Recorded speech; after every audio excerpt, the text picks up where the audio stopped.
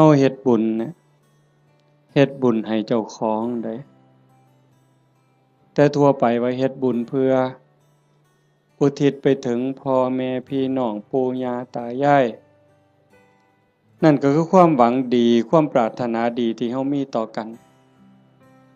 แต่ว่าโดยความเป็นจริงนั้นเฮาเฮ็ดบุญให้เจ้าของซะก่อน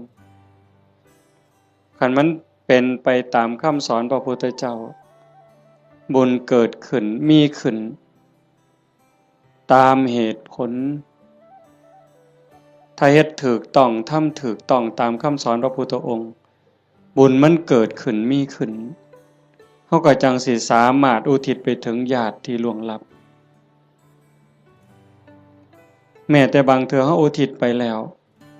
ญาติผู้ล่วงลับก็บ่แน่ใจว่าสิได้นำเฮาหรือบ่ง่ายปานใดเด้เบิ่งดีๆโยมชีวิตเนี่ยเป็นของอัศจรรย์ชีวิตเป็นของมีค่าแต่ว่าเวลาของชีวิตมันน้อยเฮาอยู่ในโลกนี่สัวคู่สัวยามโลกบ่แม่นของเฮาเด้คันเฮาบ่เข้าใจในคำสอนของพระพุทธเจ้าบ่พิจารณาตามความเป็นจริงเฮาก็สิพากันหลงละเริงหลงในยศในตำแหน่งในฐานะความเป็นอยู่ว่าเจ้าของคักว่าเจ้าของประเสริฐดีกว่าเขาคักกว่าเขาอันนี้คือความบ่ฮู้ดอกคนบ่ได้คิดว่าอยากเป็นแต่ว่ากิเลสตัณหาอวิชชามันตัวเฮาก็เลยหลงไปตามมันในเมื่อวันเวลาผ่านไปคือว่ามาว่างั้นน่ะความแก่ก็เพิ่มขึ้นความเฒ่าเพิ่มขึ้นโรคภัยไข้เจ็บก็ใกล้มื้อใกล้เว้นความตายก็ใกล้เข้ามาเฮามาอาศัยโลกสัวคู่สัวยามบ่แม่นบ่อยู่อันถาวรโลกเป็นหม่องมาเยี่ยมมาพักคันคนมีปัญญาก็สิรู้จักสร้างน้ำทำบุญเก็บเกี่ยวสัมภารธรรมเก็บกรรมบุญกุศลเพื่อนำพาดวงจิตดวงใจเจ้าของให้มันไปดีกว่าเก่าให้มันไปดีไปงาม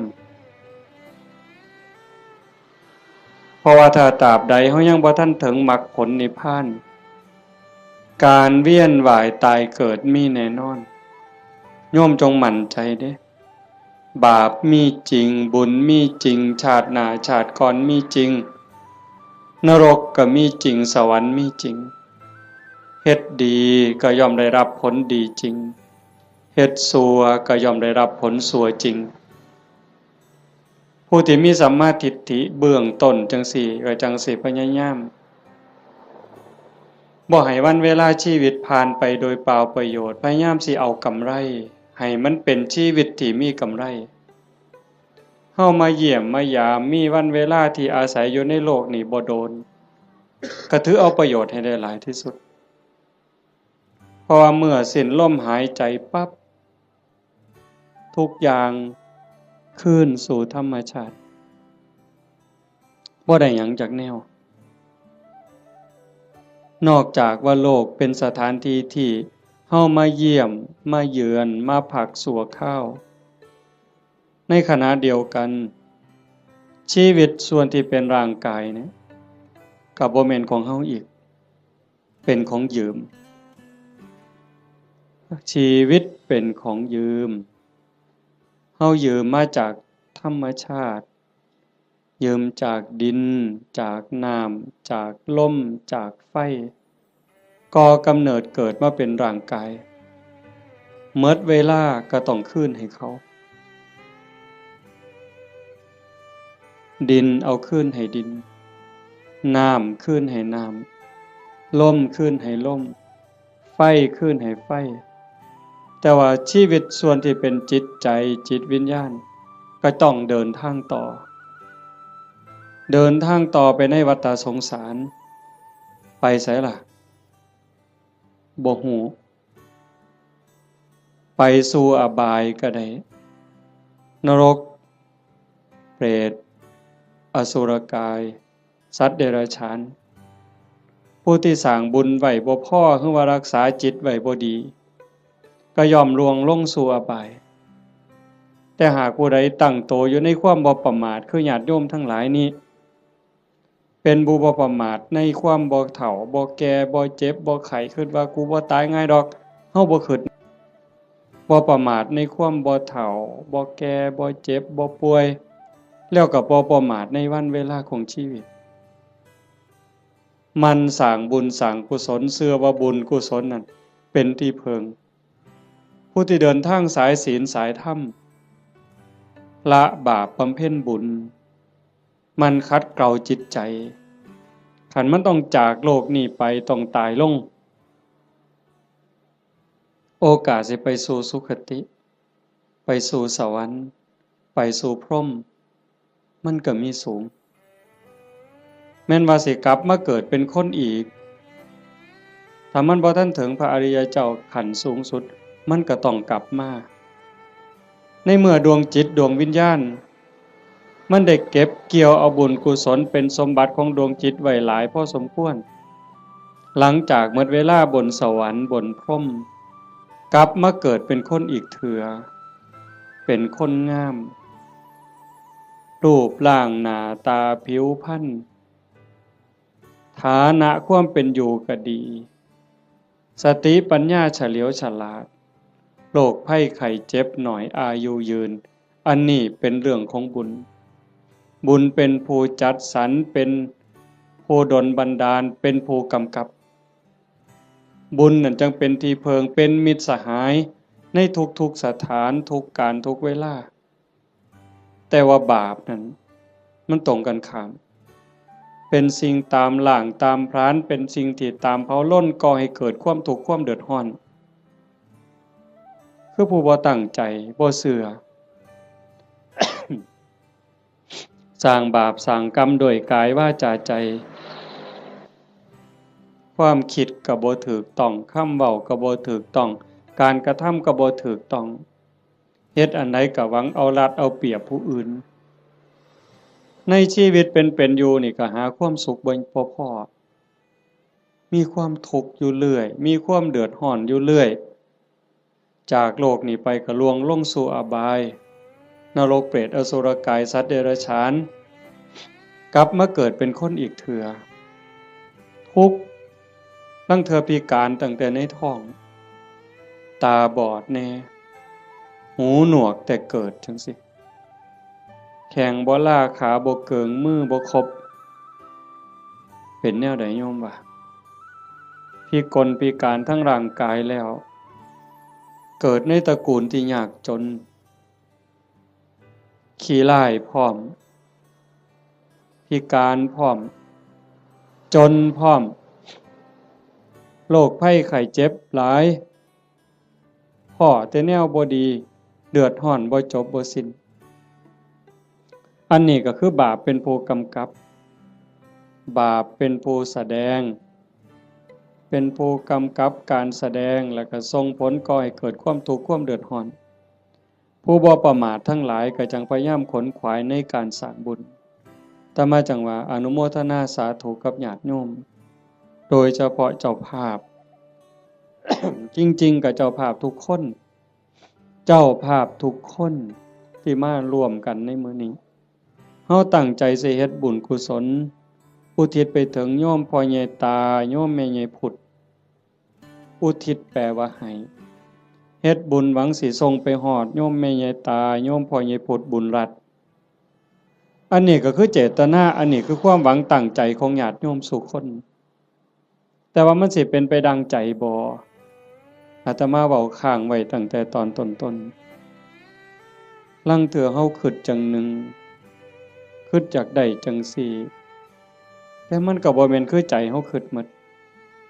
คันคือใจเฮาคิดหมดเฮาก็คือสิเป็นเศรษฐีกันสู่คนบ่มีผู้ใดอยากทุกข์จากคนบ่มีผู้ใดอยากขี้ร้ายตั้งแต่เลขบ่ทันซื้อก็หวังว่าสิถูกอยู่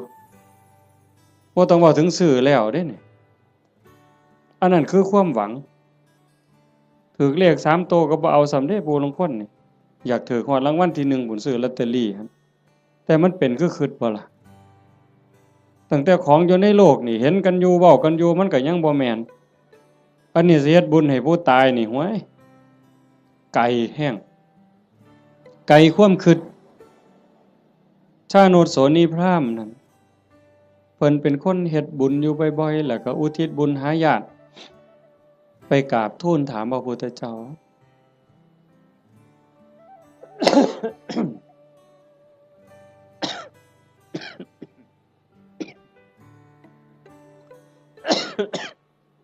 เพิ่นว่าเพิ่นเฮ็ดบุญดูๆเนี่ย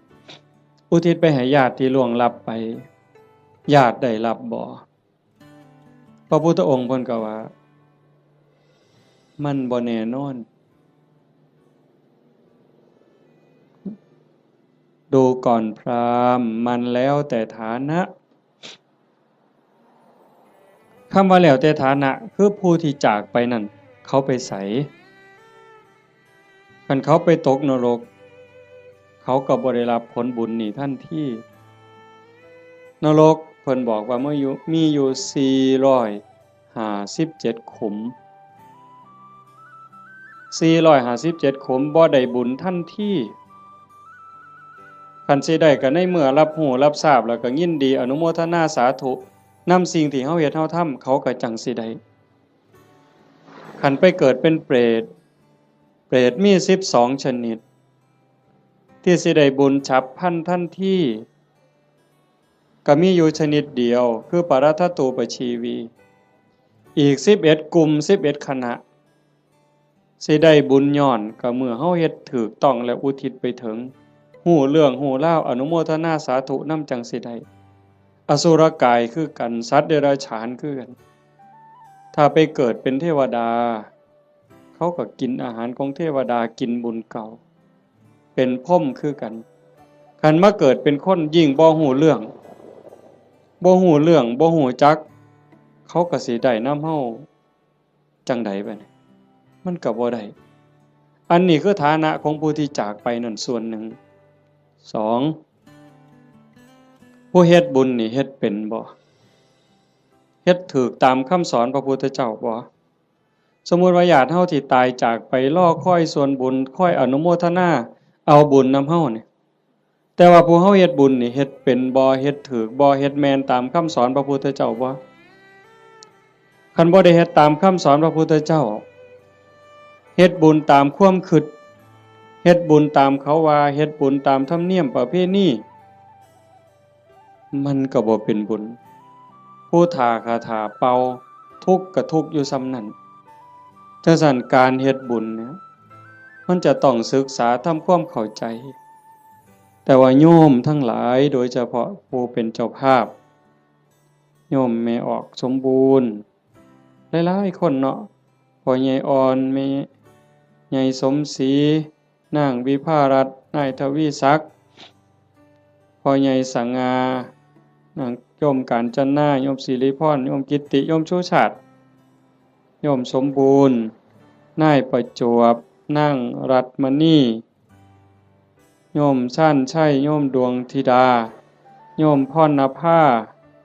โยมไกรสอนโยมจันทิราอันนี้ก็ถือว่าเฮาเข้าใจพอสมควรคณะบ่เข้าใจในคำสอนพระพุทธเจ้าบ่ได้ฟังเรื่องบุญบ่ได้ยินเรื่องบุญจนเข้าใจแล้วเฮาก็จะเฮ็ดบุญจังซี่บ่ได้บ่เฮ็ดดอกต้องเฮ็ดอีกอย่างหนึ่งจังซั่นการเฮ็ดบุญมันเป็นการสร้างประโยชน์สูงสุดให้กับชีวิตตนเองในปัจจุบันแล้วก็หวังผลบุญนั่นให้เป็นสิ่งเพิงพาอาศัยได้ในปรโลกเบื้องหน้าเฮาก็จังเฮ็ดในส่วนที่เป็นบุญตามคำสอนพระพุทธเจ้าวางหนึ่งน่ะอาตมามานั่งฟังอยู่ในรถครูบาอาจารย์เพิ่นสิกลับวัดเพิ่นให้พรโยมมีบทหนึ่งตอนท้ายๆปุญญานิปาลโลกัสสมิงปฏิฐาโหนติปานินังเพราะเหตุว่าบุญนั้น เป็นที่พึ่งของสัตว์ทั้งหลายในโลกหน้าพร้อมทั้งโลกต่อไปเพิ่นแปลว่าจังซี่ปุญญานิปรโลกัสสมิงปฏิทาโหนติปานินังเพราะเหตุว่าบุญนั้นเป็นที่พึ่งของสัตว์ทั้งหลายในโลกหน้าพร้อมทั้งโลกต่อไปบุญนี่เป็นสื่อของความสุขเป็นสื่อของความดีความงามบุญนำมาซึ่งความสำเร็จนำมาซึ่งความเจริญเฮาได้ดังหวังตั้งใจนี่บุญเป็นผู้กำกับทั้งหมดบุญเป็นสื่อของความสุขความดีความงามนำมาซึ่งความสำเร็จบุญเป็นที่พึ่งนอกจากบุญบ่มีอันใดเป็นที่พึ่งอันถาวรได้โยมคิดเบิ่งดีๆเด้แม่นอยู่ดอก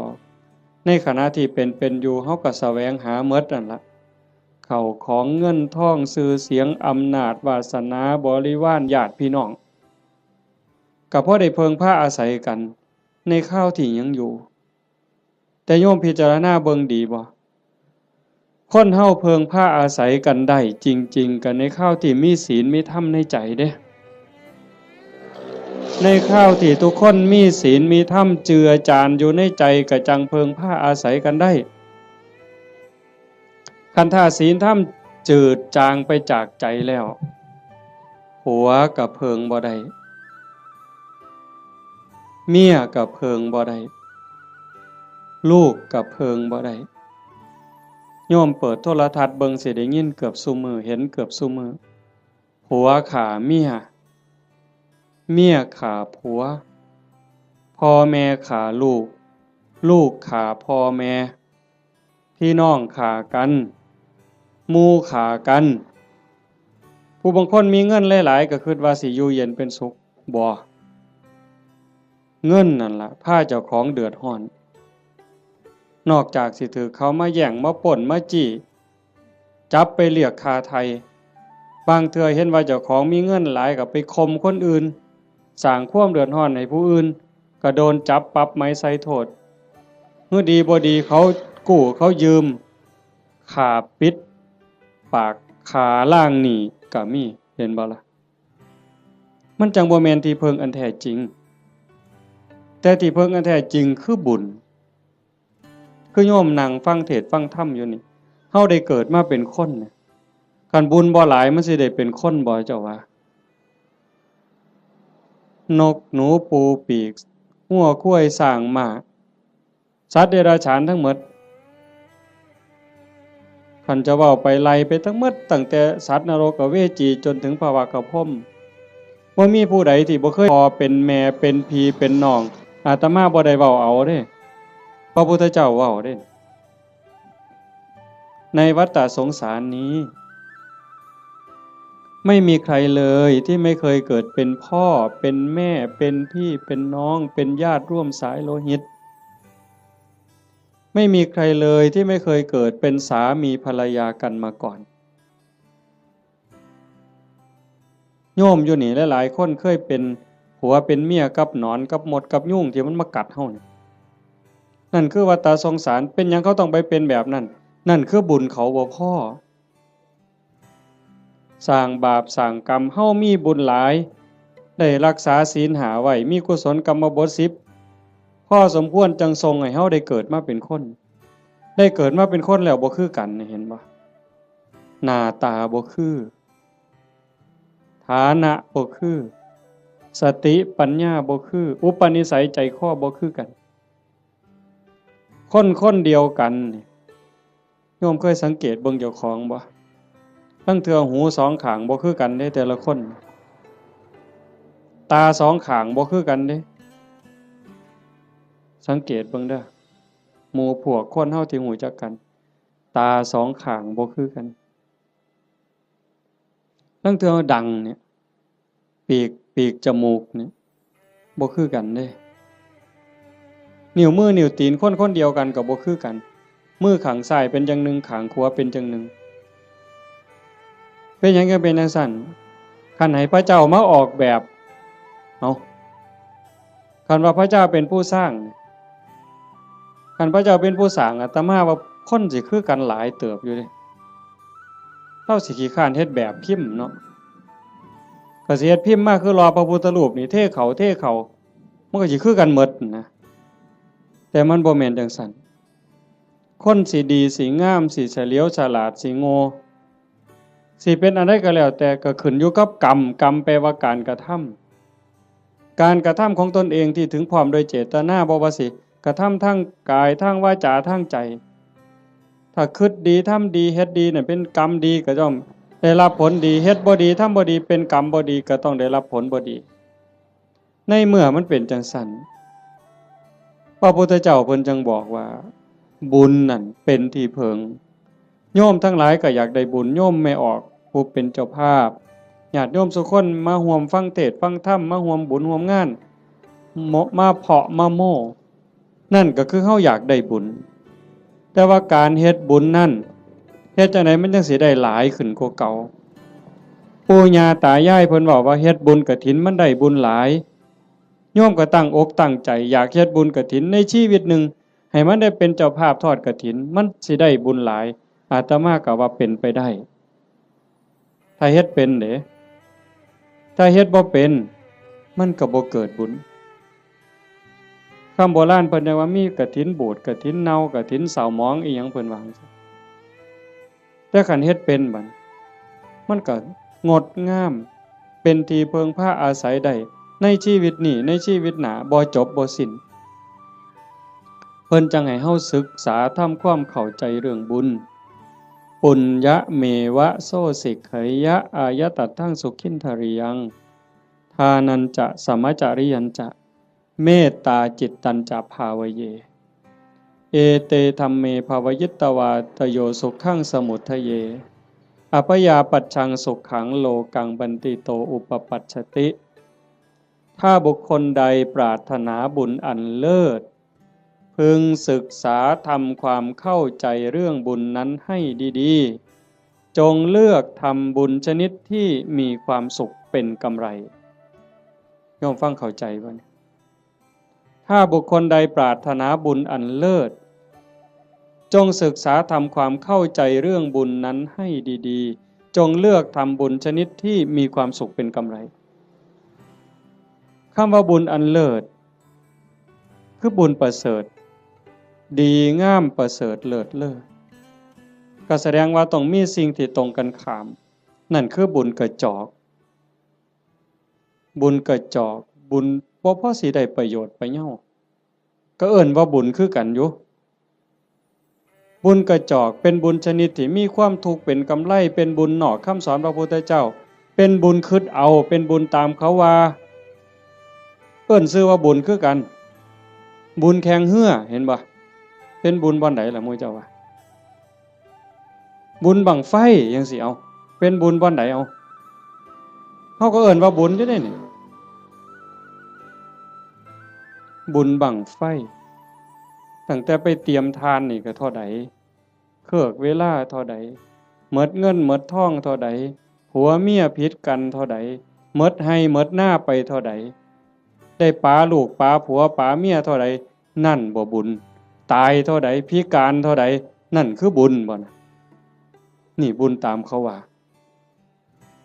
บุญแข่งเหือคือกันนั่นคือบุญกระจอกอาจสิลงทุนเป็นล้านผู้ว่าราชการจังหวัดมาเป็นประธานเปิดบุญได้เฮ็ดบักอย่างใหญ่นี่นั่นคันระดับจังหวัดก็ยังจะคักหลายกว่าเก่าดีบ่ดีก็ฆ่ากันตายในงานนั้นอันนั้นคือบุญกระจอกอาจสิลงทุนเป็น100 ล้านพันล้านก็ได้แต่บ่แม่นที่เพิงบ่ได้เป็นสมบัติของจิตของใจหยังเลยบุญตามเขาว่าบุญตามประเพณีอีกอย่างหนึ่งขันบุญในบ้านในชุมชนจังซี่แต่อาตมา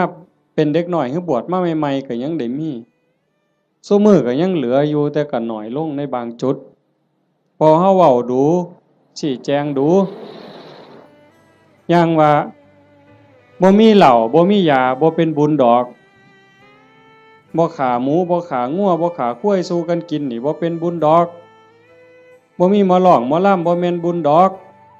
อันบุญจังซั่นเป็นบุญตามเขาว่าเป็นบุญกระจอกนอกพุทธศาสนาบุญชนิดนั้นมีความทุกข์เป็นกำไร มีความทุกข์เป็นกำไรมีความทุกข์เดือดร้อนตามมาบ่จบง่ายบ่สิ้นง่ายแถวตำบลดอนแรดเนี่ยอาตมากระเสือว่าโยมเคยเห็นพี่กายอาตมาเทศน์ทั้งฟังนั่นอันนั้นเพียงแต่หมดหลายอยู่ด้วยกอตองหมอลำครูหมู่ฮ้อข้าวต้มมวยแม่นบ่มื้องั้นจังซี่นี่หมอลำ300,000ก็ว่าเอาบุญบักคักเด้อเอาก็ได้ไปก็แล้วแต่ว่าบุญที่พระพุทธเจ้าสอนมันเป็นบุญชนิดที่มีความสุขเป็นกำไรอาจสิบ่ต้องลงทุนพอสลึงก็ได้บัดมันมีหยังแหน่บุญที่พระพุทธเจ้าสอนเป็นบุญในเขตพุทธศาสนาเป็นบุญสงบเย็นแล้วก็มีความสุขเป็นกำไรทานันจะท่านคือการให้การแบ่งการปันโยมให้ออกสมบูรณ์ต้อนรับพี่ในป่าพ่อลุงน่ะบ่าวน่ะสาวลูกเต่าเล่าหลานมาเพาะมาโม่บุญตั้งแต่น้ำเป่าๆน้ำดื่มธรรมดาแก้วหนึ่งต้อนรับกันโยมไม่ออกสมบูรณ์ก็สบายใจเห็นบ่ไหว้กันต้อนรับกันทักทายปราศัยเว้ากันดีๆซ้ำนี่ก็เป็นบุญบุญคือความสุขฟังให้ดีเด้อบุญคือความสุขความอิ่มใจความเบิกบานใจแล้วบุญนั้นไม่มีโทษบ่แม่นม่วนซื่อๆเด้ต้องบ่มีโทษบ่มีภัยนำในโลกนี้ในโลกหน้าเก็บดอกไม้นะมาแต่ข้างหัวใส่พานยกใส่หัวบูชาพระรัตนตรัยความอิ่มใจก็เกิดนั่นบ่ต้องเสียหยังหลายยิ่งคือตอนเพลเฮาได้ถวายเพลยกสำรับกับเขาถวายครูบาอาจารย์ได้ไหว้พระได้รับศีลคันเข้าใจตั้งใจดีๆเกิดความสุขเกิดความอิ่มใจตรงนี้คันญาติพี่น้องเพิ่นอยู่ในฐานะที่สิได้เพิ่นก็ได้คันเฮาเฮ็ดถูกเฮ็ดแม่นนี่เพิ่นต้องได้คันเฮ็ดบ่ถูกบ่แม่นหมด100ล้านพันล้านก็บ่เป็นบุญบ่ได้นำจังว่าทานันจะทานคือการให้การแบ่งการปันตั้งแต่อามิสทานวัตถุทานข้าวน้ำสามปลาโภชนาอาหารปัจจัย4ทั้งหมดที่เฮาถวายกับหมู่สงฆ์ก็แล้วแต่อันนี้มันเกิดความสุขขันยิ่งธรรมทานให้ความรู้ให้ความเข้าใจที่ถูกต้องให้คำแนะนำที่เป็นประโยชน์ในการดำรงชีวิตที่เป็นศีลเป็นธรรมเป็นไปเพื่อความถูกต้องดีงามอันนั้นเป็นธรรมทานอานิสงส์ก็ยิ่งใหญ่กว่าเก่าบัดนี้คันเลยไปฮอดอภัยทานล่ะให้อภัยญาติโยมเคยเป็นอยู่บ่เฮาเครียดให้คนเครียดให้หมู่ก็ตามให้เอื้อยให้อ้ายก็ตามให้พี่ให้น้องก็ตามให้ลูกให้หลานหรือให้ลูกไผลูกเขยเฮาเครียดเฮาขมกักไว้ในใจนี่มันทุกข์มันอุกมันอังแต่คันเฮารู้จักให้อภัยปั๊บอโหสิปั๊บมันก็คือกับบงหนองบงเสียนเคยตำมือตำตีนตำแข้งตำขาแต่เอาซ้ำมือนี่ล่ะไปเสียนไม้ไผ่น้ำขอบเตียงขอบหยังมันเตรียมตำมือเข้ามานี่มันก็บ่พอล้มพอตายแต่มันนั่นเดียดอยู่เรื่อยบัดเฮาตัดสินใจบงออกเคลียร์เอาหนามนั่นออกเอาเสียนนั่นออกปั๊บโล่งการให้อภัยก็เป็นจังซั่นฝีจังสิโยมเคยเป็นฝีบ่แต่ต่อมาเป็นเด็กน้อยฝีอยู่ก้นอยู่กับโพกโยมไม่ออกเพิ่นกีบักเขียบแหงกับเปลือกบักงิ้วกีจนมันใหม่ดำๆเอามาผสมกับปูนเคี่ยวหมากเอามาแปะมันดูดจุดปวดแต่มันคือยับออกปืดบ่โดนหัวฝีหลุดปกออกมาเศร้าเจ็บเศร้าปวดทันทีนั่นคือท่านเด้นี่อามิสทานก็มีประโยชน์บ่น้อยอานิสงส์บ่น้อย อานิสงส์สิเป็นขันเป็นตอนขันเรามันสิยาวโพดเอาง่ายๆซ้ำพื้นฐานเนี่ยซ้ำสิเอาบุญเนาะโยมเนาะคือเมออกเมคั่วเนี่ยเฮ็ดอยู่เฮ็ดกินคือมาจังซี่ล่ะโจมปลาเขาพระน้ำสู้กันกินแล้วบัดกินแล้วสิเอาถ้วยเอาซ้ำไปล้างคันเมคั่วเข้าใจจักน้อยสิเอาบุญเนี่ยเศษอาหารนี่เคลียร์ลงขยะแล้วมีแต่คราบไขมันคราบน้ำแกงอีหยังต่างๆที่มันติดอยู่กับถ้วยกับจานแม่ครัวเอาน้ำเทใส่แล้วก็มือลูบในแก้วในถ้วยในจานนั่นแล้วก็คิดในใจก่อนสิเทน้ำลงดินโอ้ยน้ำเศษอาหารรสชาติอาหารติดอยู่กับน้ำนี่เทลงไปในดินให้สัตว์อาศัยในดินมันได้กินเด้อพวกขี้ไก่ดักไก่เดือนไก่มันได้กินแล้วไก่มันอยู่ดีมีแห้งสุขกายสุขใจเด้อแล้วเทลงไปปุ๊บซ้ำนั่นพระพุทธเจ้าว่าเป็นบุญที่นับประมาณไม่ได้แค่นี้เด้อโยมเพราะท่านได้เป็นหยังย้อนได้นี่เป็นบุญหลายจนนับประมาณบ่ได้ซ้ำเฮานับบ่ได้แล้วว่าฝนตกเนี่ยมันจักเม็ดแม่น้ำมูลแม่น้ำโขงแม่น้ำเจ้าพระยาหรือน้ำในทะเลเฮานับบ่ได้ว่ามันจักซ่อนจักแก้วจักขวดจักลิตรจักแองจักโองเฮาบ่สามารถจะนับได้เพียงแค่เฮาเทน้ำล้างถ้วยล้างจานลงในดินแต่เจตนาให้พวกเชื้อโรคพวกขี้ไก่เดือนให้มันได้กินซ้ำนี่ก็บุญมหาศาลพระพุทธเจ้าเพิ่นก็ยังไล่ขึ้นมาจากสัตว์เดรัจฉานร้อยเทื่อพันเทื่อก็บ่สู้ให้คนขี้เมาคนบ่มีศีลบ่มีธรรมตีหัวหมาด่าแม่คนคันให้พวกนี้เทื่อเดียวก็ได้หลายกว่าให้สัตว์เดรัจฉานร้อยเทื่อพันเทื่อให้คนบ่มีศีลบ่มีธรรมจังสันร้อยเทื่อพันเทื่อก็บ่ได้บุญหลายเท่าให้โยมผู้มีศีลหาเทื่อเดียวเพราะว่าคนมีศีลมีธรรมมันสิเฮ็ดโลกนี่สงบร่มเย็นแล้วก็เป็นประโยชน์นำกันอีกให้คนผู้มีศีลหาร้อยเทื่อพันเทื่อก็บ่ได้บุญหลายเท่าให้ผู้มีศีลแปดพอใหญ่ไม่ใหญ่เฮาไปจำศีลอยู่วัดในมื้อวันพระวันศีลหรือมีงานปฏิบัติธรรมไปนุ่งขาวห่มขาวนั่นล่ะเป็นเนื้อหน้าบุญผู้ศีลหาบริสุทธิ์ร้อยเทื่อพันเทื่อก็บ่ได้บุญหลายเท่าให้ผู้มีศีลแปดเทื่อเดียวให้ผู้มีศีลแปดร้อยเทื่อพันเทื่อก็บ่ได้บุญหลายเท่ากับให้เน้นน้อยผู้เดียวได้บัดนี้เน้นน้อยศีล10เด้ให้เน้นน้อยศีล10ร้อยเทื่อพันเทื่อก็บ่ได้บุญหลายเท่ากับให้พระภิกษุศีล227เทื่อเดียวให้ผู้พระภิกษุเนี่ยศีล227ร้อยเทื่อพันเทื่อก็บ่เกิดบุญหลายเท่ากับให้นักบวชนอกศาสนาที่เขาฝึกฝนอบรมบ่มจิตบ่มใจจนคมราคะ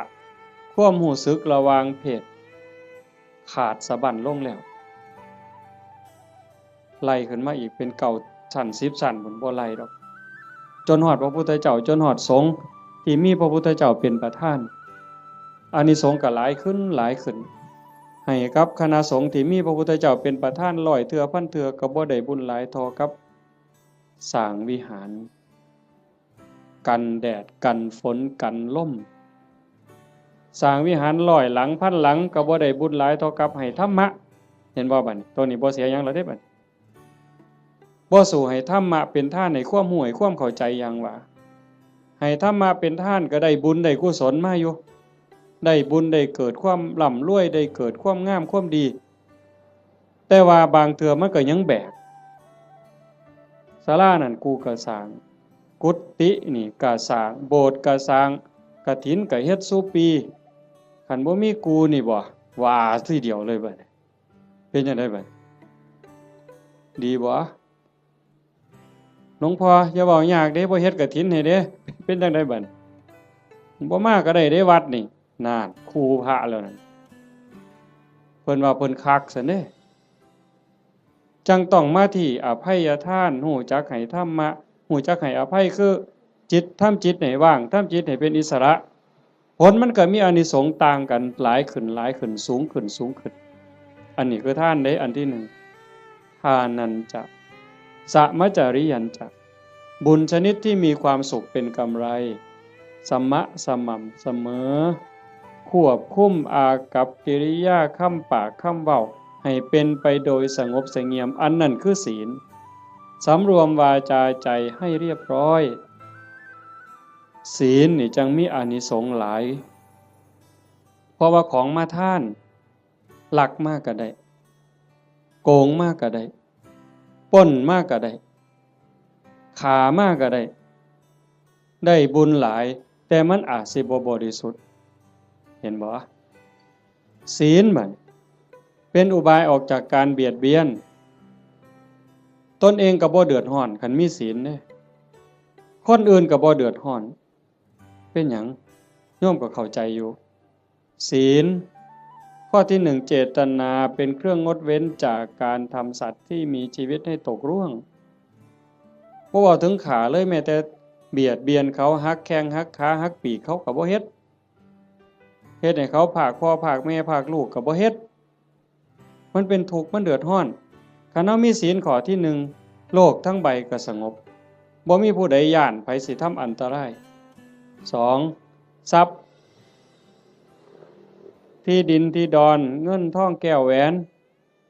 ของผู้ใดก็หักของผู้ใดก็แพงเขาก็คือเฮาก็คือเขาชีวิตและทรัพย์สิน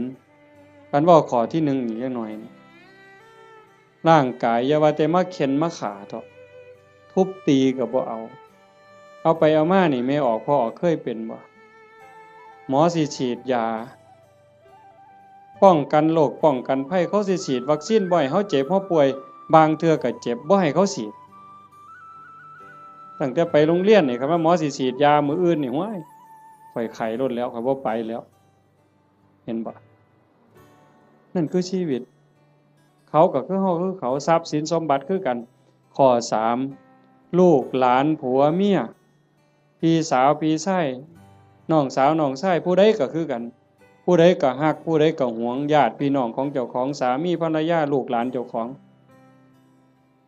คันเฮาเห็นอกเห็นใจกันจังซี่คันบ่ได้แต่งการแต่งงานบ่แม่นว่าเฮาฟังคือตื้นเข้าใจกันเพิ่นๆว่าศีลข้อที่3นี่ไม่ให้ล่วงเกินสามีภรรยาคนอื่นจริงๆบ่แม่นแต่ผัวเขาเมียเขาเด้ลูกหลานพี่สาวพี่ชายน้องสาวน้องชาย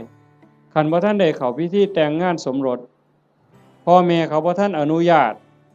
เฮาไปล่วงเกินเขาก็ผิดศีลข้อนี้หมดข้อ2เจตนาเป็นเครื่องงดเว้นจากการถือเอาสิ่งของที่เจ้าของเขาไม่ได้ให้สิยักยอกสิปล้นเอาลักเอาว่าห้ามลักเดี๋ยวปล้นเอาซะดอกมันสิว่าก็บ่แม่น4เจตนาเป็นเครื่องงดเว้นจากการพูดเท็จเฮาก็บ่อยากให้ไผตัวเฮาบ่อยากให้ผู้ใดมาเว้าให้เฮาผิดอกผิดใจบริวารคือว่าองค์ประกอบที่จะเฮ็ดให้มันผิดให้มันเศร้าหมองนี่นอกจากโกหกแล้วก็ยังมีเว้าส่อเสียดยุยงให้แตกร้าวสามัคคียุให้ผู้นั้นผิดกับผู้นี้เว้าเพ้อเจ้อไร้สาระหาแก่นสารบ่ได้เว้าคำหยาบคำห้ายคำด่าที่ฟังแล้วเฮ็ดให้ทุกข์ใจเจ็บใจอันนี้ก็ต้องงดเว้นอันนี้เป็นศีลเนี่ยเจตนาเป็นเครื่องงดเว้นจากการดื่มเสพเครื่องดองของเมาเฮาก็สิคิดว่าแต่บ่กินเหล้าอย่างเดียวบ่ให้กินเหล้ายาม่าสูบได้บ่กัญชาเฮโรอีนได้บ่จริงๆเพิ่นมีทั้งสุราทั้งเมลัยทั้งของเมาต่างๆคันเฮาไปเสพไปสูบทั้งอมทั้งดมทั้งเคี้ยวเฮ็ดให้ขาดสติสัมปชัญญะบางเทื่อเป็นบ้าอย่างมันคั่งยาบ้าจับแม่เจ้าของปาดคอพ่อเจ้าของปาดคอมันดีบ่ใดบัดคันเฮาเฮ็ดได้จังซี่มันก็เป็นเครื่องคุ้มครองบ่เบียดเบียนตนเองบ่เบียดเบียนผู้อื่นความเดือดร้อนก็บ่ต้องเกิดขึ้นในโลกในสังคมอันนี้คือบุญชนิดที่มีความสุขเป็นกำไรที่พุทธเจ้าเพิ่นสอนข้อที่2 3เมตตาจิตตัญจภาวะเยสร้างความหักความแพงความเมตตาความหวังดีต่อกันให้มันหลายขึ้นให้มันเจริญขึ้นอย่างเฮาเฮ็ดสมาธิเบิ่งญาติโยมหลายๆคนท่าทางนี่เฮาเป็นคนวัดคนว่าจำศีลภาวนาไปปฏิบัติธรรมนำครูบาอาจารย์บนหันบนนี้ สังเกตเบิ่งบ่เวลาเฮาเดินจงกรมด้วยความตั้งใจล้อมสติในอารมณ์ปัจจุบันเวลามานั่งสมาธิก็มีสติที่ลมหายใจเข้าออกคัน10นาทีผ่านไป20นาทีผ่านไปคันฮอด30นาทีแห่งแต่สุดยอดคันเฮามีสติในอารมณ์ปัจจุบันลมหายใจเข้าก็ฮู้ลมหายใจออกก็ฮู้ลมสั้นก็ฮู้ลมยาวก็ฮู้ใจโยมสินิ่งใจนิ่งใจสบายกายเบาจิตเบาความรู้สึกที่เป็นสุขมันจะเกิดขึ้นสมองก็ปลอดโปร่งเบากายเบาใจความคิดอันดีอันงามเกิดขึ้นมาถ้ามันหลายไปกว่านั้นอีกสงสารคนรู้โตนคนบ่เว้าแต่ว่าคนที่ฮักกันแพงกันเด้แม้แต่คนเป็นครูกรรมครูเวรด่าเฮารังแกเฮาเบียดเบียนข่มเหงเฮาก็สิมีความเมตตาให้เขารู้โตนเขาอีกต่างหากเขาเบียดเบียนข่มเหงฆ่าตีเฮานี่สิเอาโทษเอาเรื่องผู้อื่นสิเอาโทษยุให้เอาโทษจับเข้าคุกเข้าตารางปรับไหมใส่โทษเฮาผู้ถูกตีถูกฆ่าหัวล้างข้างแตกแขนหักขาหักบางเทื่อโอ้ยบ่ว่าหยังดอกรู้โตนมันให้อภัยมันซะเห็นบ่คันคนในโลกมีจิตสภาพนี้ล่ะโยมว่ามีใจเป็นจังซี่ล่ะที่โอบอ้อมไปด้วยศีลด้วยธรรมจิตที่ถูกห่อหุ้มด้วยศีลด้วยธรรมด้วยความเมตตาต่อกันโลกมันสิเป็นจังไดโยมว่าที่มันวุ่นวายอยู่จังซี่ย้อนคนขาดศีลขาดธรรมบ่ใส่ใจต่อศีลต่อธรรมก็เลยมีแต่ความเห็นแก่เนื้อแก่ตัวเอาเปรียบแม้กระทั่งเมียเจ้าของบ่ต้องเว้าผู้อื่นเด้เอาเปรียบเมียเจ้าของเอาเปรียบผัวเจ้าของลูกเต้าเอาเปรียบพ่อแม่แน่นอนเลยเลี้ยงมาพาใหญ่ตั้งแต่พูนอุ้มผ้าค่าท้องยากปานใดไม่ออกหูดีบ่ต้องจักถามดอกว่าพ่อแม่สิฮักเฮาส่ำใดห่วงใยเฮาส่ำใดโยมถามเจ้าของฮักลูกแต่มื้อใดยายถามจักหน่อยนี่โยมฮักลูกแต่มื้อใดเกิดไสเกิดจากท้องหรือเกิดในท้องบ่ยายว่าเกิดออกจากท้องมาฮักเลยแต่อาตมาเห็นว่าผู้บางคนนี่ส่วนหลายฮักตั้งแต่ว่าลูกมีในท้องว่าตั้งท้องแล้วฮักเลยลุกก็ระวังย่างก็ระวังกินก็ระวังนอนก็ระวังสิกินอันใดลงไปคันถ้าแม่นเจ้าของมักปานใดเคยกินเคยแซ่บแต่คันว่ามันสิเฮ็ดให้ลูกแสบลูกร้อนหยุดนั่นคือความฮักเด้ฮักตั้งแต่ว่าลูกอยู่ในท้อง9เดือน10เดือนคลอดมาก็เกือบล้มเกือบตายเชื่อว่าทุกคนนี่มือออกลูกนี่บ่มีผู้ใดม่วนปานใดดอกเทิงห้องเทิงไห้จมให้ผัวซ้ำผู้บางคนเครียดให้ลูกบ่สร้างลูกบ่ว่าฮักตั้งแต่คาท้องบ่ฮู้ซ้ำว่าลูกในท้องนี่มันสิเป็นผู้หญิงหรือเป็นผู้ชายสิพิการบ่สมบูรณ์บ่สิขี้ร้ายหรือสิงามสิเกิดมาทำร้ายเจ้าของบ่สิเป็นคนดีหรือเป็นคนชั่วบ่เกี่ยวกันบ่สนใจเลยฮักอย่างเดียวบัดลูกเกิดมาแล้วเลี้ยงมาลำบากปานใดหมดข้าวจักเหล้าตัวสิใหญ่แต่ละคนหมดเสื้อผ้าจักผืนหมดเงินจักแสนแต่งการแต่งงานให้แล้วบ่เฮ็ดเฮือนเฮ็ดซ่านให้อีกแล้วบ่มีทางออกลูกมาก็มาให้แม่เลี้ยงพ่อเลี้ยงคือเก่าพูดไปหาซื้อขนมกินอยู่กรุงเทพพอหลานมาให้ยายเลี้ยงแทนที่สิได้ลงวัดลงว่าจังหันจังเพี้ยนบ่ค่าหลานยายบางคนก็พะโล้เด้เอาแต่หลานมาอ้างยาก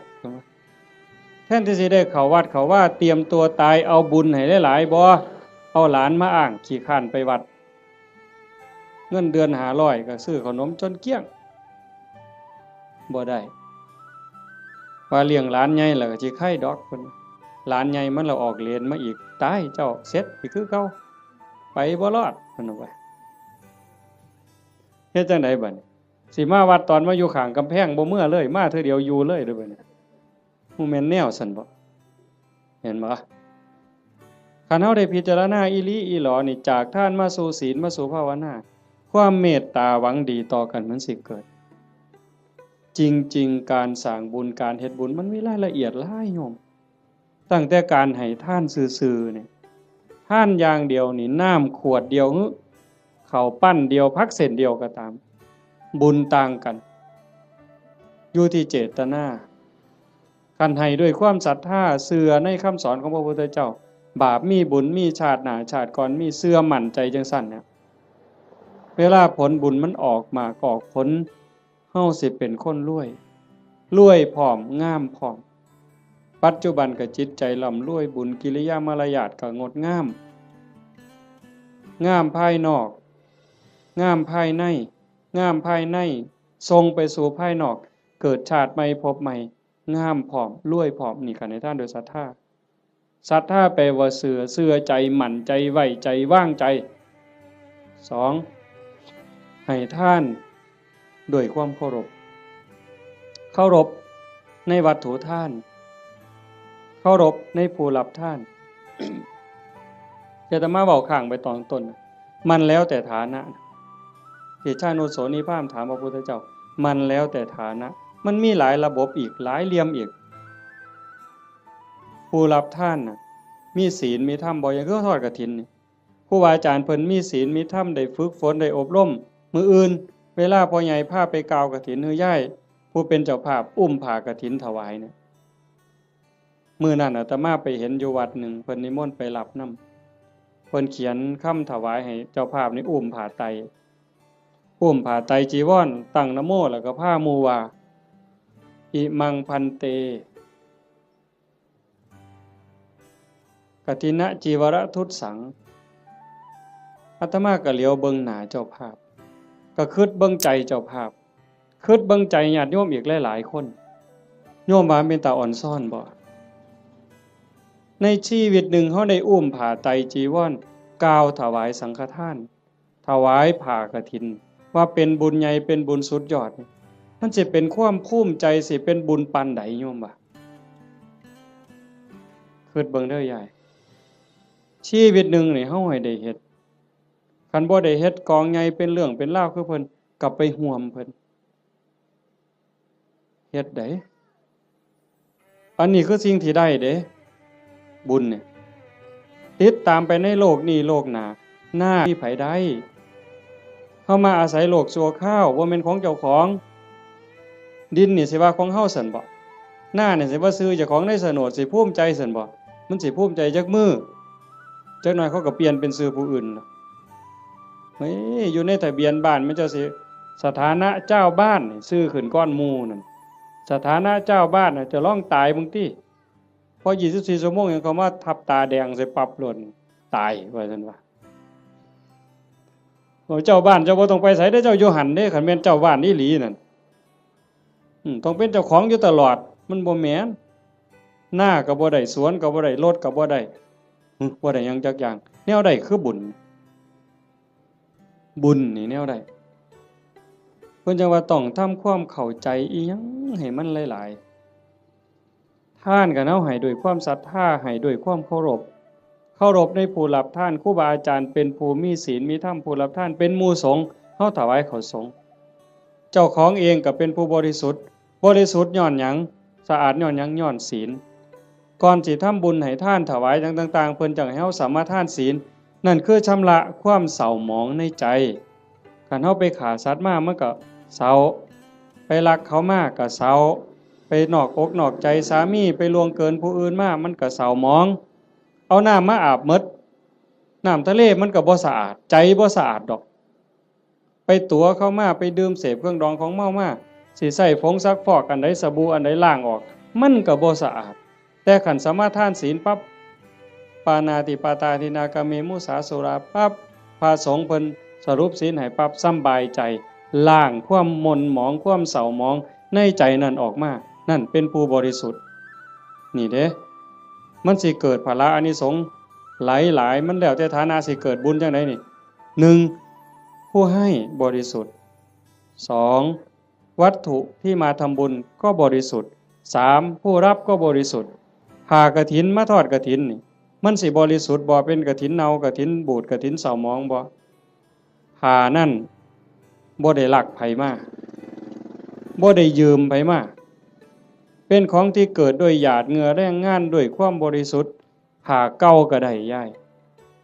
ผ่าเก่าก็ได้กางเก่ากางใหม่ก็ได้ผ่าใหม่ก็ได้ผ่าบางสุกุลก็ได้ไปเก็บมาแต่กองขยะผุ่นก็เป็นกฐินได้ไปเก็บมาจากกองขยะสีกได้เธอค่าท่อนละซ้ำฝ่ามือทำศอกซ้ำแขนมาหยิบต่อกันเฮ็ดผ้าสบงได้ผืนหนึ่งเก่าๆก็ได้แต่ว่าเป็นกรรมสิทธิ์โดยชอบธรรมโดยความถูกธรรมนั่นคือวัตถุทานที่บริสุทธิ์บุญกุศลมหาศาลแล้วก็ประกอบกับเจตนาอีกก่อนให้นี่มีศรัทธาบ่ตั้งใจไว้ดีบ่คันมีความศรัทธามีความเหลื่อมใสของนั้นแม้นมันสิน้อยสิราคาหลายปานใดพักเครื่องเส้นแต่ก่อนให้มีความศรัทธามีความตั้งใจสักกจังทานังเทติให้ท่านด้วยความเคารพด้วยความศรัทธาเนี่ยของนั้นมันสิมีค่ามีราคาหน่อยเฮาตั้งอกตั้งใจถวายพระพุทธเจ้าว่าบุญบ่น้อยของได้มาด้วยความชอบธรรมได้มาแล้วโดยธรรมเป็นของบริสุทธิ์ก่อนให้ก็มีศรัทธามีความเหลื่อมใสในขณะที่ยิบยื่นให้ทรงให้ยกประเคนก็ภูมิใจดีใจให้ไปแล้วหลังให้ก็มีความปีติยินดีคิดพ่อย่ามใดก็สุขใจอิ่มใจภูมิใจจนน้ำตาหลั่งน้ำตาไหลบุญจะเกิดอันนี้คือฐานะที่เฮ็ดให้บุญมันมีพลัง3ให้ท่านตามการกฐินนี่ก็ประยุกต์เข้ามาในหันเพราะว่าวัดหนึ่งรับได้เทื่อเดียวในรอบปีเดือนเดียวเท่านั้นคันมือร้อยกระทงไปแล้วสิมีเงินแบ่งพันนี่เต็มปะล่ำนี่ก็ทอดกฐินบ่ได้หมดโอกาสเห็นบ่มันถือการถือเวลาคันผู้ใดให้ท่านตามการตามเวลาเพิ่นบอกว่าเมื่อบุญมันออกหมากออกผลเต็มที่แล้วตกทุกข์ได้ยากลำบากลำบนบ่อนใดอยู่ไสก็ตาม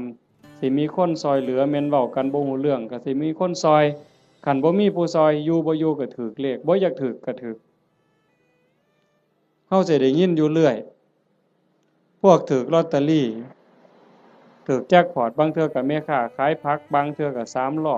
บางเทื่อก็คนกวาดถนนพวกเรานี่บ่ได้ซื้อประจำดอกกวาดถนนไปเข็นผักไปรู้ตนเห็นคนตาบอดเห็นคนพิการที่มาขายลอตเตอรี่เฮามีใจรู้ตนนี่คนทุกข์นี่จะรู้ตนกันบางเทื่อก็บ่อยากได้บ่อยากซื้อแต่ว่าเพราะอยากอุดหนุนเขาหยิบให้แน่บ่เบิ่งฮอดตัวเลขซื้อมาแล้วก็ใส่กระเป๋าไว้บ่หัวซ่าเลขออกไว้แล้ว2มื้อ3มื้อจังมาคิดพ้อตรวจเบิ่งก่อนนะนั่งว่างๆตรวจเบิ่งถูกซ้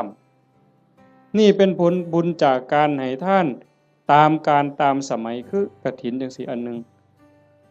คนตกรถตกเรือบ่มีค่ารถจังซี่ลูกกำพร้าคนด้อยโอกาสจังซี่คนถูกไฟไหม้บ้านน้ำท่วมหน้า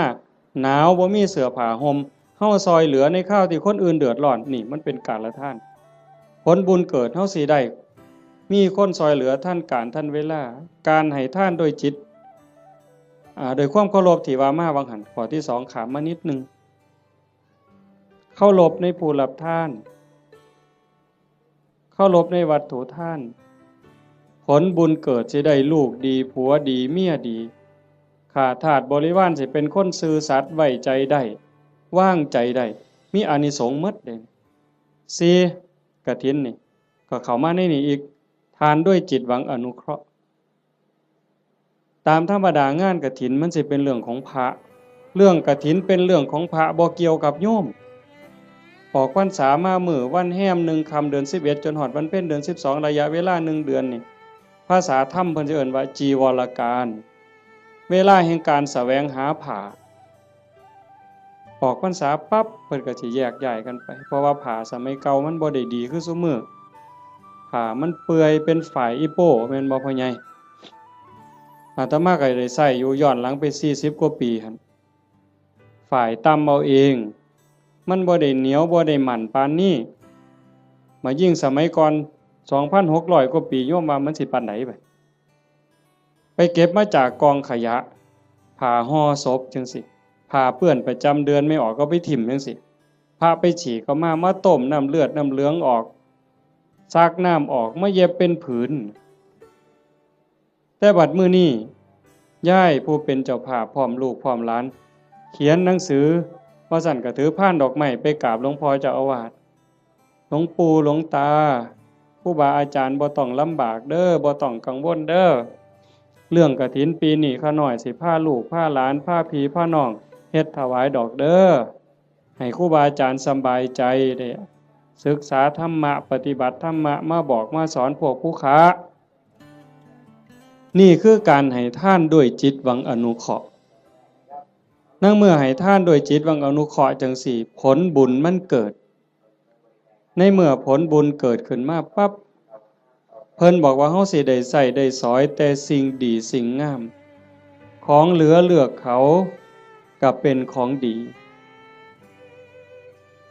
เขาเลือกไปหมดแล้วเหลือไว้อันเดียวเฮาเอามาใส่ก็สิเป็นของดีมีคุณภาพมีความคงทนอันนี้บุญได้เป็นผู้เอาให้บ่มีพระเจ้าทั้งใดโดนบันดาลบ่มีพระพรหมทั้งใดลิขิตแต่ว่าผลบุญผลกรรมของแต่ละคนที่ตนเองสร้างตนเองเฮ็ดมันสิส่งผลเองนี่ให้ท่านโดยจิตหวังอนุเคราะห์กฐินก็ในหันจังว่ามันเป็นบุญหลายให้ท่านโดยการบ่เบียดเบียนบ่เบียดเบียนตนเองบ่เบียดเบียนผู้อื่นก็คือในงานนี่บ่เห็นเหล่าเฮาบ่เบียดเบียนเขาโดยเอาเหล่ามาเกลือเขามันดีซั่นบ่คันด้วยความเข้าใจด้วยความมักก็สิว่ามันดีแต่เว้าด้วยความเป็นจริงโยมก็คิดเบิ่งมันคันว่ามันดีเลี้ยงเหล่ามันดีนี่ลูกเฮาน้อยๆเอาเหล่ากอกมันเบิ่งสมมุติไปเล่นในบ้านผู้เฒ่าจับเอาเหล่ากอกหลานเฮานี่ยายสิว่าจังไดยามผัวเมาเหล้านี่สำบายใจบ่ไปนั่งกินอยู่นั่นก็เคิกเวลาเฮ็ดหน้าแล้วอันนั้นบ่ทันเมาได้แต่นั่งกินอยู่นั่นก็บ่แห้งแล้วเธอเมาล้มป่องงองนอนคาบหญ้ามาเลียปากอยู่หั่นไปลูกก็อยากอายคนเมียก็อยากอายคนเคิกเวียกไปอีกเป็นมื้อดีบ่ดีทะเลาะวิวาทตีกันหัวล้างข้างแตกขึ้นโรงขึ้นศาลอีกหวยแขนหักขาขาดพิกลพิการลูกกำพร้าเต็มบ้านเต็มเมืองนี่ย้อนเหล้ายังสิว่าดีอยู่อำเภอรัตนะนี่บ่ปานใดดอกเนาะไก่สุรินทร์จักหน่อยคนสุรินทร์ไม่กินสุรายังว่าหมาสุรินทร์เสยอยู่เว้ยแต่ว่าซุมื้อมันเปลี่ยนแล้วเนาะไปอยู่ศรีสะเกษแทนแล้วบัดนี้อันนั้นก็บ่ยอมแพ้คือกันในทั้งนั้นก็ได้แต่ว่าเฮานี่มันพัฒนามาแล้วโยมเห็นบ่มันบ่ดีเฮาก็จังทำบุญโดยการบ่เบียดเบียนคันเฮาทำบุญด้วยการไม่เบียดเบียนนี่พระพุทธเจ้าเพิ่นบอกว่าเมื่ออานิสงส์เกิดผลบุญมันทรงเต็มที่เฮามีดินมีดอนมีไหมีหน้าเฮือนซ่านบ้านซองทรัพย์สินสมบัติโจรลักบ่ได้ไฟบ่ไหม้ของเฮาลมบ่พัดของเฮาให้เสียหายเห็นบ่เพิ่นจังว่าเฮ็ดบุญกฐินมันได้บุญหลายมันก็แม่นกันเฮ็ดเป็นบ่เป็นก็จอดคือกันลงทุนเป็นแสนเป็นล้านก็ลองเบิ่งที่ล่ะกันเฮ็ดแบบว่านี่ขาหมูขางัวสั้นขาสังลางไว้นี่ผู้ใดมาก็ปาดก้อยซกเล็กอยู่กับนี่รถเอาลองเบิ่งเราก็เอารถมาจอดไว้นี่อยากกินเท่าใดก็กินนี่มันจะบ่ตีกันหัวล้างข้างแตกอยู่นี่เจ้าภาพสิไปอยู่ไสล่ะเจ้าว่ากินบ่อิ่มด่าเจ้าภาพอีกเมามาหากใส่เจ้าภาพเสร็จอีกลองเบิ่งเป็นบุญบ่ใดบัดนี้บ่มีแต่ว่าคันแนวนี้แม่ป้าพ่อลุงแม่ใหญ่จักมาแต่ไสนี่มานั่งฟังเทศน์ฟังธรรมนำกันด้วยความสงบงามอันนี้มันเกิดบุญมันนี่จะเว้าเรื่องกฐินจักนิดนึงแต่ว่ามันจะได้บุญหลายแนวใดเขาเบิ่งเอาแต่ซ้ำสายตาเฮาเห็นคันเป็นบุญอย่างอื่นบุญแจกข้าวบุญอัฏฐาซื่อๆโยมก็บ่เฮ็ดคักปานนี้อันนี้เตรียมการโดนเป็นแห้มเดือนแห้มปีตั้งต่อเพราะว่าเฮาเชื่อว่ามันเป็นบุญบ บอกลูกบอกหลานว่าลูกเอ้ยหลานเอ้ยทั้งลูกไผ่ลูกเขยหมู่เจ้าเก็บเงินเด้อออมเงินเด้อ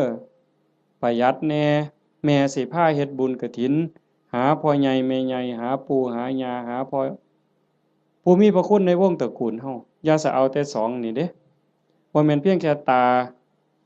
พ่อใหญ่ตาแม่ใหญ่พุทธบุญรัตน์อย่างเดียวพ่อแม่ในอดีตปู่ย่าตาทวดในชาติก่อนภพก่อนผัวชาติก่อนเมียชาติก่อนลูกเต้าเหล่าหลานแต่อดีตตลอดฮอดเจ้ากรรมนายเวรเฮาเอาพ่อใหญ่ตาแม่ใหญ่พุทธนี่เป็นหลักแล้วก็ต่อไปฮอดพวกที่เฮาบ่เคยรู้จักนั่นคือพวกเรานั้นเพิ่นอาจจะรอคอยรับบุญรับกุศลที่โยมเฮ็ดอยู่เฮาจะบ่ขี้ทีแฮ่งให้แฮ่งได้อย่าไปเว้าเด้มันเรื่อยๆอยู่แม้แต่อยู่วัดครูบาเขารายการจังซี่หรือไปเทศน์บางหม่องยังมีอยู่ในความคิดจังซี่ว่าคันอุทิศไปให้ผู้อื่นมันสิบ่หมดบ่เพิ่นย้านบุญเพิ่นหมดเฮ็ดแล้วต้องเอาผู้เดียวคันกรวดน้ำอุทิศไปมันสิหมดบ่เพิ่นย้านบุญหมดจริงๆมันบ่หมดยิ่งให้ยิ่งได้ยิ่งให้ยิ่งหลายเฮาเบิ่งคือเฮาเตรียมกฐินผูกผ้าเตรียมอาสงฆ์เฮ็ดฝาเฮ็ดผ้าข้างหลังเฮ็ดสายลุงหาบักกล้วยบักอ้อยบักพร้าวตั้งอีหยังขึ้นมาไม่กวดหามากกกล้วยกกอ้อยหามากองกฐินนี่มันยิ่งใหญ่ความตั้งอกตั้งใจจังซี่มันก็ก่อให้เกิดบุญพอเฮาเฮ็ดด้วยศรัทธาเฮ็ดด้วยความเคารพเฮ็ดด้วยความตั้งใจนี่อานิสงส์มันหลาย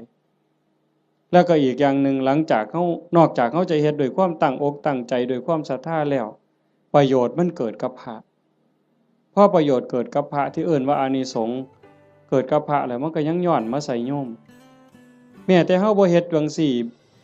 อ่าอานิสงส์ที่มันเกิดจากการเป็นคนดีมีศีลมีธรรมที่เฮาเฮ็ดอยู่ประจำพระพุทธองค์เพิ่นก็บอกว่ามันมีอยู่4อย่างอันนั้นคือสากลสิใส่บาตรหน้าบ้านหน้าเรือนซอยเหลืองานสาธารณะจังซี่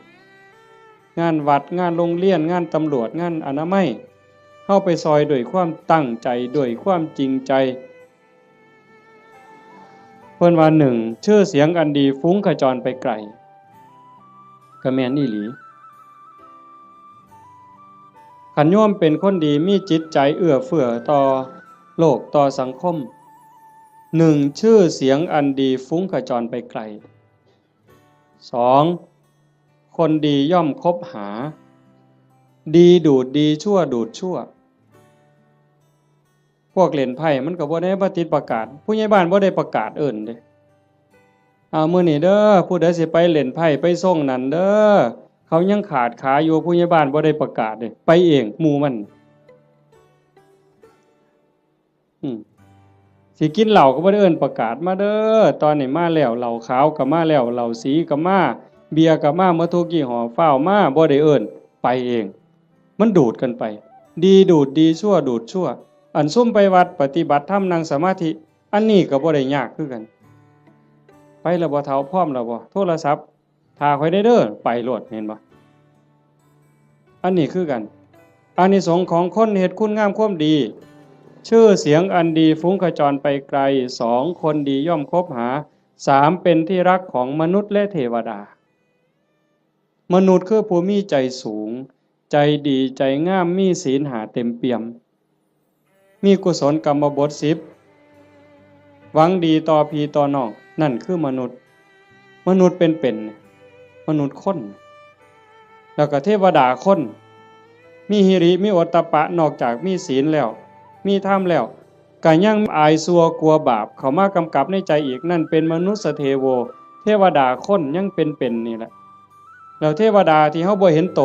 เพิ่นก็ย่อมคุ้มครองรักษาคนเฮ็ดบุญคนสร้างบุญเป็นหยังเพราะว่าคนดีคนเฮ็ดบุญคนสร้างบุญนี่เขาสร้างบุญเทวดาก็สาธุเทวดามาทอดกฐินบ่ได้ดอกโยมเชื่อบ่ เทวดามาทอดกฐินบ่ได้เทวดาสิมายกผ้าเข่าถวายพระบ่ได้เฮ็ดจังได๋ล่ะก็สาธุล่ะเห็นหมู่เฮาเฮ็ดมื้ออื่นนี่เพิ่นก็สาธุนั่งฟังเทศน์นี่เพิ่นก็สิสาธุนำเฮาเนี่ย เพิ่นก็ได้นำเฮาเพิ่นยังว่า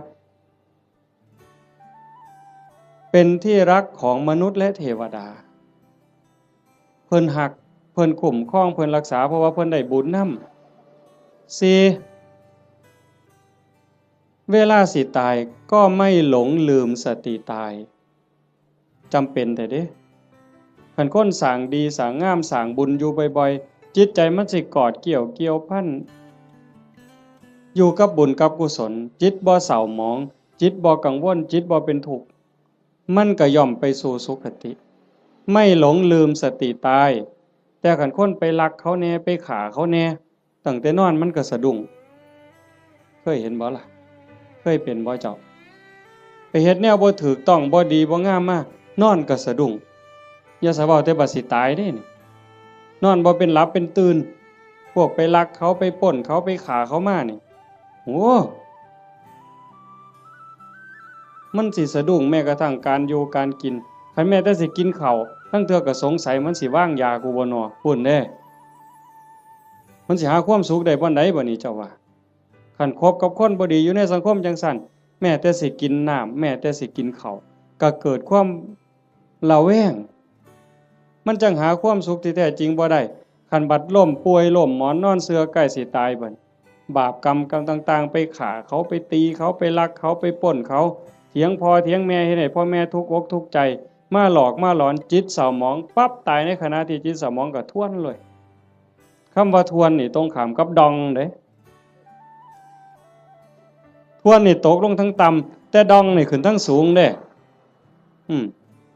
เห็นหลวงปู่ผายดอกว่าอยู่วัดปีกายเนี่ยอาตมาก็เว้าเรื่องนี้ทวนได้ปู่ผมบ่ทวนดอกอาจารย์ผมสิดองเนี่ยเห็นบ่ไม่หลงลืมสติตายหาเมื่อจากโลกนี้ไปจะไปอุบัติยังสุคติมีสวรรค์เป็นต้นนี่คนเฮ็ดบุญสิเดินสายนี้มื้อนี้กฐินน่ะกฐินเฮาทอดกฐินปั๊บพระก็สิได้หาเนี่ยเวลาในการแสวงหาผ้าจากฮอดวันเพ็ญเดือน12สิยืดไปฮอดเดือน4เพ็งนี่คือเวลายืดไปอีก4เดือน2พระสิเก็บผ้าไว้ได้ตามต้องการปกติพระสิมีผ้าแค่3ผืนเพิ่นเอิ้นว่าผ้าไตรเฮาก็เว้าอยู่ซุมื้อละผ้าไตรบางบ้านก็ผ้าไตรบางบ้านก็ผ้าไกแล้วแต่สิว่านี่คือบ่ฮู้จักจริงๆผ้าไตรไตรนี่แปลว่า3ผ้า3ผืนสบง1จีวร1สังฆาติ1นี่คือผ้าอธิษฐานคันมีเกินนั่นเอาผ้าจีวรหามาได้อีกผืนนึงเอาไว้เสยนี่คันครบ10มื้อบ่สละให้เณรบ่สละให้พระภิกษุรูปใดรูปหนึ่งบ่สละให้สงฆ์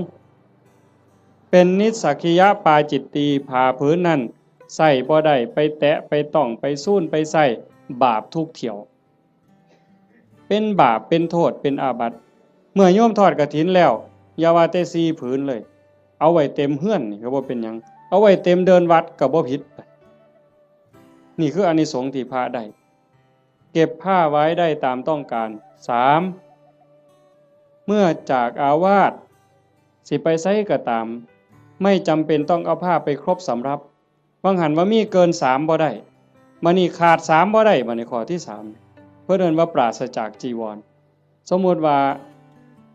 มันบ่ทันได้ออกพรรษาบ่ทันได้รับอานิสงส์พรรษาอานิสงส์กฐินอาตมาอยู่วัดเคยมันเป็นวัดป่าเนาะกุฏิอยู่ไกลๆจังซี่ยามมื้อแลงนุ่งผ้าสบงสงน้ำมาตากไว้อยู่กุฏิบัดยามมื้อเช้ามาทำวัดอยู่ศาลามาอยู่พี่อยู่ศาลาจนแจ้งผ้าสบงผืนนั้นไปใส่อีกบ่ได้มันเป็นผ้าขาดราตรีเพิ่นเอิ้นว่าเป็นนิสสักขิยปาจิตตีผ้าสบงผืนนั้นต้องสละให้สามเณรต้องสละให้พระรูปหนึงหรือสละให้สงฆ์คันบ่สละไปแตะไปใส่ไปจับไปต้องขึ้นมาปั๊บต้องนิสสักขิยปาจิตตีเป็นบาปทุกเที่ยวโยมแต่ในเมื่อโยมทอดกฐินแล้วปั๊บได้รับอานิสงส์อย่าสว่าแต่อยู่ในวัดเอาผ้าถิ่มไว้ในวัดพูนไปเที่ยวเล่นอเมริกาเสยคิดม่วนพูนขี่ยานอวกาศไปเล่นดาวอังคารเสยบ่บาปบ่ผิดอานิสงส์ที่โยมทอดกฐินมันคุ้มครอง4 ฉันคณะฉันเป็นวงได้ฉันปรัมประฉันดูได้ที่จริงพระพุทธเจ้าเพิ่นขอร้องให้พระนี่ฉันในบาตรมันบ่ยากกับผู้อื่นแล้วก็ฉันเทื่อเดียวเฮาบ่ได้ทำให้ทำหน้าบ่ได้ไปแบกไม้ไงต่อหากินเองบ่ได้กินดูหลายโยมเขายากเมืองสิซะ ออกซื้ออาหารบ่ได้จังซี่แต่เมื่อโยมทอดกฐินแล้วปั๊บก็สามารถฉันเป็นกลุ่มเป็นวงได้เพราะว่าเฮ็ดผ้ามันอาจจะบ่แล้วง่ายในเวลาจังซี่จักหน่อยก็แล่นไปจูไฟเพราะมันบ่มีสีสำเร็จเด้ฟักบักมี่หาฟืนมาไว้พ่อใหญ่สิเคยเห็นแต่ก่อนแม่นบ่ย้อมเปลือกไม้ย้อมหากไม้ย้อมแก่นไม้เขี่ยวไว้จังซี่กำลังฉันอยู่ไฟอ่อนไฟสิมอดก็ออกไปจูไฟมาฉันอีกถ้าได้จังซั่นน่ะเพิ่นว่าสิฉันจักเทื่อก็ได้แต่ว่าอย่าเกินเที่ยงคันพอทอดกฐินแล้วก็เป็นแบบนั้นบ่เป็นโทษพอที่หาน่ะที่พระได้ลาภสักการะที่เกิดขึ้นคือของเอากองกฐินไปถวายมื้ออื่นเป็นของพวกเธอที่จำพรรษาในอาวาสนั้นพระในวัดบ้านเฮานี่วัดอีหยังบ้านวัดค่ำศรีบ่วัดค่ำศรีบ้านบึงพระที่จำพรรษายังวัดค่ำศรีบ้านบึงนี่เป็นผู้ได้รับของทั้งหมดเนี่ยเจ้าคณะจังหวัดสุรินทร์มันร่วมนำคือสิสมเด็จสังฆราชมาร่วมรับกฐินนำมื้ออื่นก็บ่ได้ดอกโอ้ยข่อยเป็นสังฆราชเด้อผ้าพื้นนี่ข่อยสิเอาดอกถูกใจแท้ๆบ่ได้เด้โยมบ่ได้นอกจากพระวัดเฮาสิตกลงปรงใจถวายจังสิได้เป็นของภิกษุที่อยู่ในวัดเราโยมได้หาขอจำได้เหรอตัวพระได้หาขอไหม1เวลายืดไปหอดเดือน4แม่นบ่2เก็บผ้าไว้ได้ตามต้องการ3ไปปราศจากจีวรก็ได้4ฉันคณะฉันปรัมประออกชื่อโภชนะได้เพิ่นจังเฮาสิได้ยินครูบาอาจารย์เพิ่นบอกเรื่อยๆว่านิมนต์ฉันเพลนิมนต์ฉันจังหันบ่แม่นอาจารย์นิมนต์ฉันตำบักหุ่งบ่ได้อาจารย์นิมนต์ฉันต้มปลาอันนี้ก็บ่แม่นนิมนต์ฉันข้าวอันนี้ก็บ่แม่นคันรับกฐินแล้วก็ได้อยู่จังซี่นะแต่เฮาก็บ่จำเป็นก็จักสิไปว่าเฮ็ดหยังเนาะก็แล้วไปดอกบัดนี้โยมได้หยังบัด1อายุยืนผู้ทอดกฐินผู้ร่วมไปอนุโมทนากฐินสิได้ประโยชน์คืออานิสงส์1อายุยืนชาตินี้อาจจะท่านบ่ท่านก็บ่แน่บาปเก่ากรรมเก่าที่เฮ็ดไว้มันอาจกำลังส่งผลอยู่คันบุญเก่าบ่แห้งพอมันก็ต้องไปตามนั้นแต่คันเฮาเฮ็ดด้วยความตั้งใจชาติต่อไปพบต่อไปผลบุญมันตามทรงนี่1อายุยืนทั้งตัวเลข80ปี90ปี100กว่าปีแข็งแรงบ่แม่นนอนอยู่ในห้อง ICU ว่าอายุหลายปานใด100ปีโอ้ก็บ่พอใจดอกแนวนั้นเนาะนอนในห้อง ICU ให้อาหารทางสายยางหันใจเองก็บ่ได้ก็จักสิยืนไปหยังล่ะเว้ยแต่ก็บ่แม่นแต่ตัวเลขซ้ำนั่นผมก็ยืนผมบ่งอกง่ายบ่โลนง่ายจังซี่นะแขวก็ยืนบ่ขูบ่ลนบ่โยกบ่ค้อนนี่ตาก็ยืน70ปี80ปีห้อยก้นเข็มปั๊บแงปั๊บดึงจักรถนั่นคือบุญเด้น่ะท่านผู้บุญบ่หลายบัดนี้ว้ายใส่แว่นสายตาตั้งแต่อยู่ประถมพี่อย่าสว่าแต่เข็มเย็บผ้าเลยเข็มเย็บกระสอบนี่ก็จ้อยหู้ลมแข้งนี่ก็แงบ่ถึกอยู่ นั่นคือบุญบ่พร้อมโยมการทอดกฐินแล้วมันสิได้บัดนี้ตาสิดีแต่ชาติต่อไปเด้คันมีของเก่าก็เอาชาตินี้ลดแล้วหูดีบัดนี้หูก็ยืนแขวก็ยืนตาก็ยืนผิวพรรณก็ยืนบ่คือกันเด้ผู้บางคน40ปีนี่เฒ่าเพราะปานหยังแต่ผู้บางคน50 60 70นี่ผิวพรรณยังสดใสอยู่สีดำสีขาวก็ตามดอกแต่ว่าบ่เหี่ยวบ่ย่นหลายนั่นมันเป็นบุญทั้งหมดนะโยม1อายุยืนย้อนหยังยืนย้อนโยมถวายกฐินแล้วพระสามารถบ่เป็นโทษทางพระวินัยได้รับอานิสงส์ยืดไปฮอดเดือน4นี่คือมันตอบกันทันที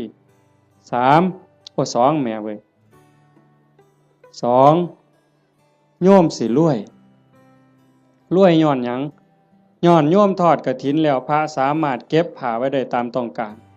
โยมก็สิเป็นผู้ร่ำรวยด้วยโภคทรัพย์แก้วแหวนเงินทองเอียงต่างๆอย่างเว้ามาหั่นแหละ3โยมมีทรัพย์สินสมบัติขึ้นมาแล้วโจรลักบ่ได้ไฟบ่ไหม้ลมบ่พัดพระราชาบ่ยึดเขาเป็นของหลวงเป็นหยังย้อนโยมทอดกฐินแล้ว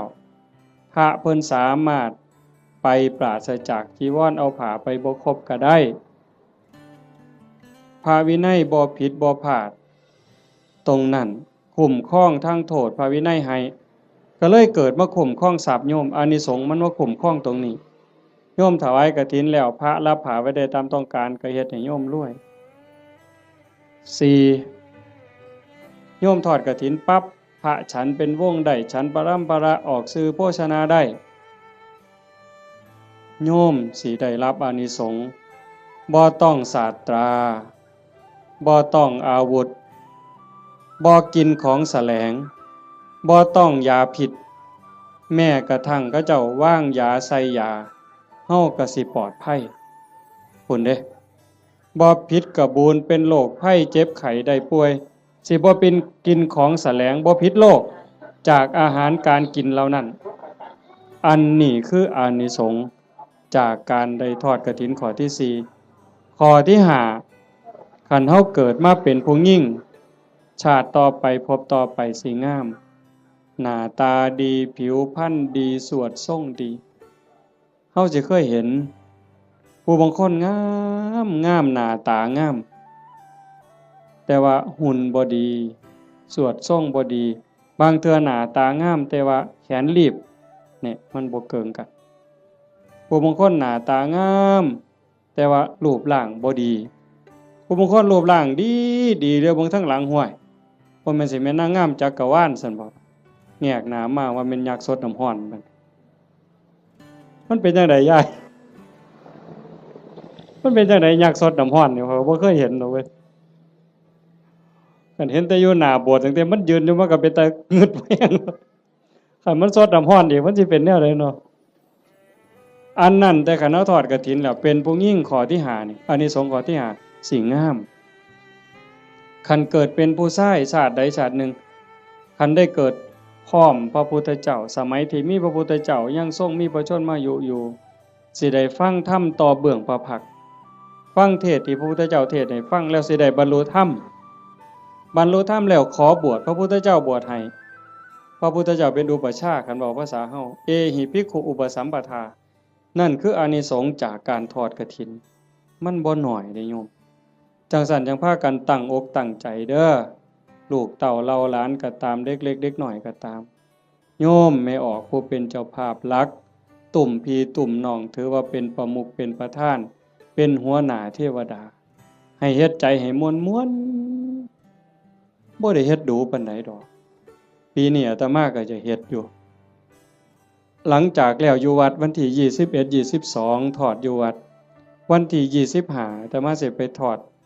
อำเภอเสรภูมิจังหวัด101ก็อยากได้คือกันนะโยมอยากเฮ็ดบุญคือกันก็พยายามมีโอกาสบ่ใดก็จะเฮ็ดให้เฮาได้ตั้งอกตั้งใจรักษาใจเจ้าของนี่จากนี้ไปให้มันงามๆไผสิว่าจังได๋ก็สร้างสิเกิดอิหยังขึ้นก็ให้ใจเฮาสงบให้ใจเฮางามเพื่อมันสิเป็นแรงเกื้อหนุนส่งจิตวิญญาณเฮาให้ไปที่ดีที่งามไปสู่ที่ชอบ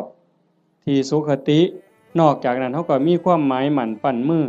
ว่าสิอุทิศบุญกุศลให้บุคคลผู้มีพระคุณเป็นพ่อเป็นแม่ปู่ย่าตายายผู้มีพระคุณทั้งหลายที่เฮาฮักเฮาแพงตลอดถึงเจ้ากรรมนายเวรที่ว่าไปว่าหั่นว่าได้เฉพาะปรัตถตูปชีวีอันนั้นคือได้ทันทีแต่นอกจากนั้นสิเป็นสัตว์นรกก็ตามเป็นเปรต11จางนั่นชนิดนั้นก็ตามอสุรกายสัตว์เดรัจฉานเทวดาอินทร์พรหมคันเพิ่นได้เห็นการกระทำที่งดงามคือโยมเฮ็ด1 ชั่วโมงกับ25 นาที20 กว่านาทีที่เฮาฟังธรรมมานี่เฮาเงียบเฮาสงบเฮาตั้งใจมองนี่บ่ว่าดวงจิตดวงใดดวงวิญญาณดวงใดก็แล้วแต่สิล่องลอยมาพบมาพ้อมาเห็น อดบ่ได้ย่อมอ่อนซ่อนย่อมอนุโมทนาเพิ่นสิได้นำเฮาตอนเพิ่นอนุโมทนายินดีนำอ่อนซ่อนนำอันนี้นักปราชญ์ก็ยกย่องบัณฑิตก็สรรเสริญแม่นพระพุทธเจ้ามาพบมาพ้อเฮานั่งฟังเทศน์สมโภชกองกฐินอยู่จังซี่พระองค์ก็ย่อมอนุโมทนาสาธุจังซั่นจังว่าบุญตรงนี้เกิดแน่ๆเกิดหลายซ้ำเด้บ่แม่นแต่อาตมาเว้าโยมได้ไหว้พระโยมได้ถวายทานโยมได้สมาทานศีลได้ฟังพระเพิ่นสวดมาติกาสักบงสุคุณเฮาได้ฟังเทศน์ฟังธรรมด้วยความเคารพอันนี้คือกิริยาอาการที่เป็นบุญปุญญกิริยากุศลกิริยามันกลายเป็นบุญเป็นกุศลให้โยมเฮ็ดไปเรื่อยๆจนกว่าสิบ่มีลมหายใจบ่อิ่มบ่เต็มบ่เพียงบ่พอง่ายอย่าว่าพอแล้วล่ะอย่าว่าพระพุทธเจ้าตรัสรู้เป็นพระสัมมาสัมพุทธเจ้าแล้วมีมื้อใดที่พระพุทธเจ้าบ่เฮ็ดบุญบ่เป็นแบบเป็นอย่างบ่สอนธรรมแม้กระทั่งลมหายใจสุดท้ายสิมาถึงนอนเหยียดลงแล้วที่สารวโนทยานเมืองกุสินาราก่อนใจสิดับลงพระองค์ก็ยังได้ตรัสสังขารทั้งหลายมีความเสื่อมไปเป็นธรรมดาเธอทั้งหลายจงตั้งตนในความไม่ประมาทประโยชน์ตนก็อย่าประมาทประโยชน์คนอื่นก็อย่าประมาทประโยชน์ทั้งสองฝ่ายก็อย่าประมาทให้รีบสร้างรีบทำเห็นบ่เฮาก็คือกันโยมท่านก็เฮ็ดศีลก็รักษาภาวนาก็ภาคเพียรอ่อนน้อมถ่อมตนต่อผู้หลักต่อผู้ใหญ่ผู้เฒ่าผู้แก่พระสงฆ์องค์เน้นซอยขนขวายในกิจที่ชอบอันใดที่เป็นประโยชน์ออกเหงื่อออกแห้งซอยกันเฮ็ด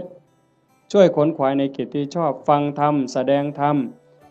อนุโมทนาบุญอุทิศส่วนบุญทำความเห็นในถูกต้องถูกตรงอย่างน้อยๆเชื่อว่าบาปมีบุญมีชาติหน้าชาติก่อนนรกสวรรค์มีจริงอันนี้คือต้นเหตุสาเหตุทางเกิดแห่งบุญจึงขออนุโมทนาสาธุกับญาติโยมสุโขสุคนเด้อ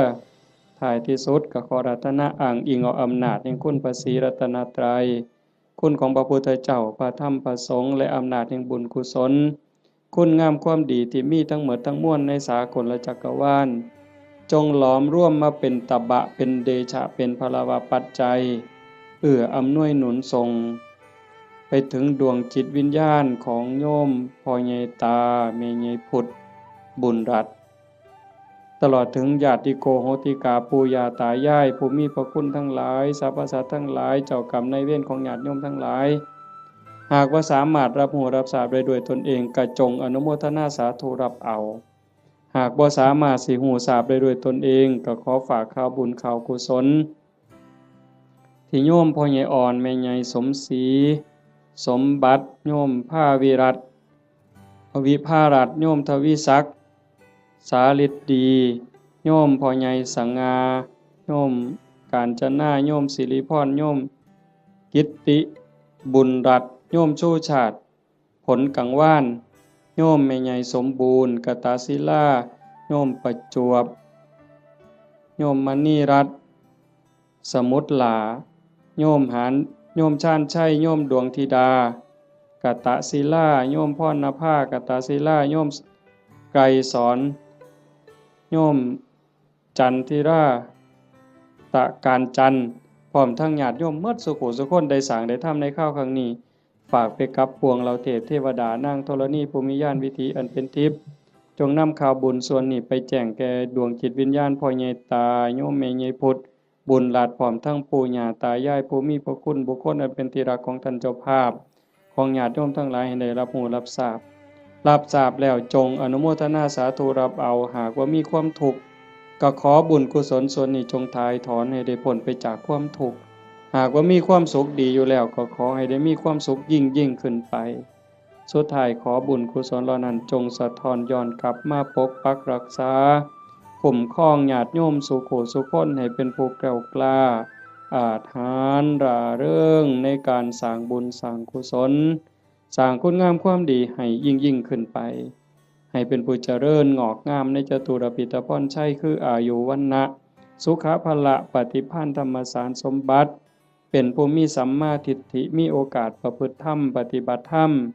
ให้ได้เข้าถึงธรรมที่บ่ทันได้เข้าถึง ได้หู้แจ้งธรรมที่บ่ทันได้หู้แจ้งจนสามารถนำตนให้พ้นทุกข์ได้มีความสุขกายสุขใจ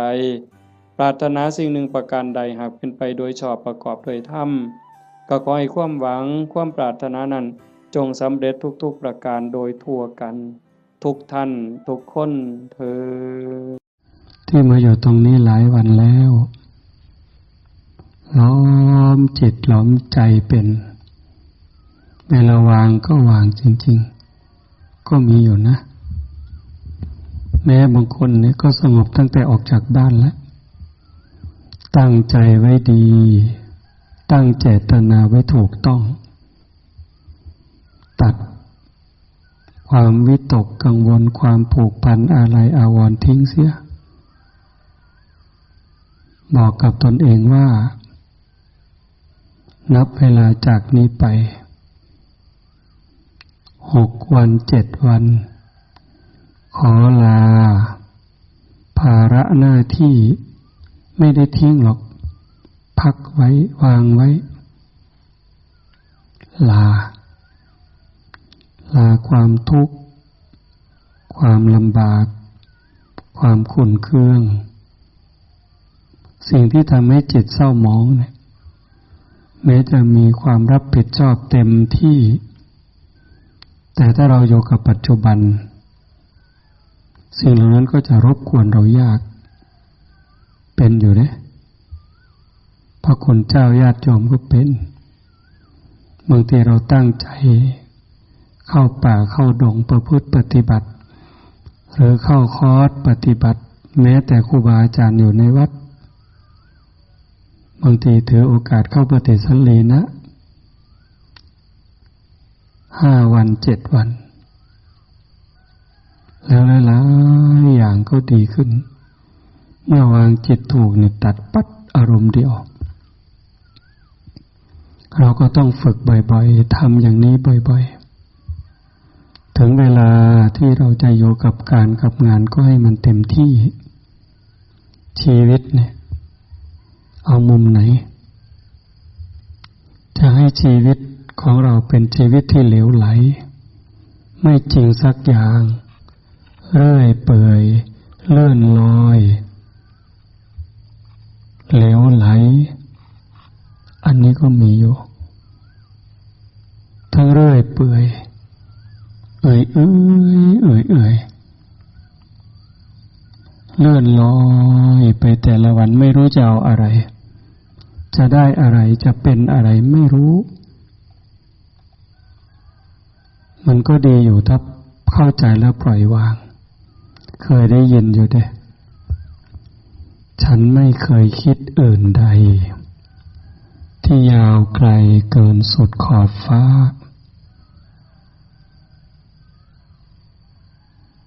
ทุกวันใต้ดวงตะวันจันทราไม่แน่ใจนึกไม่ทัน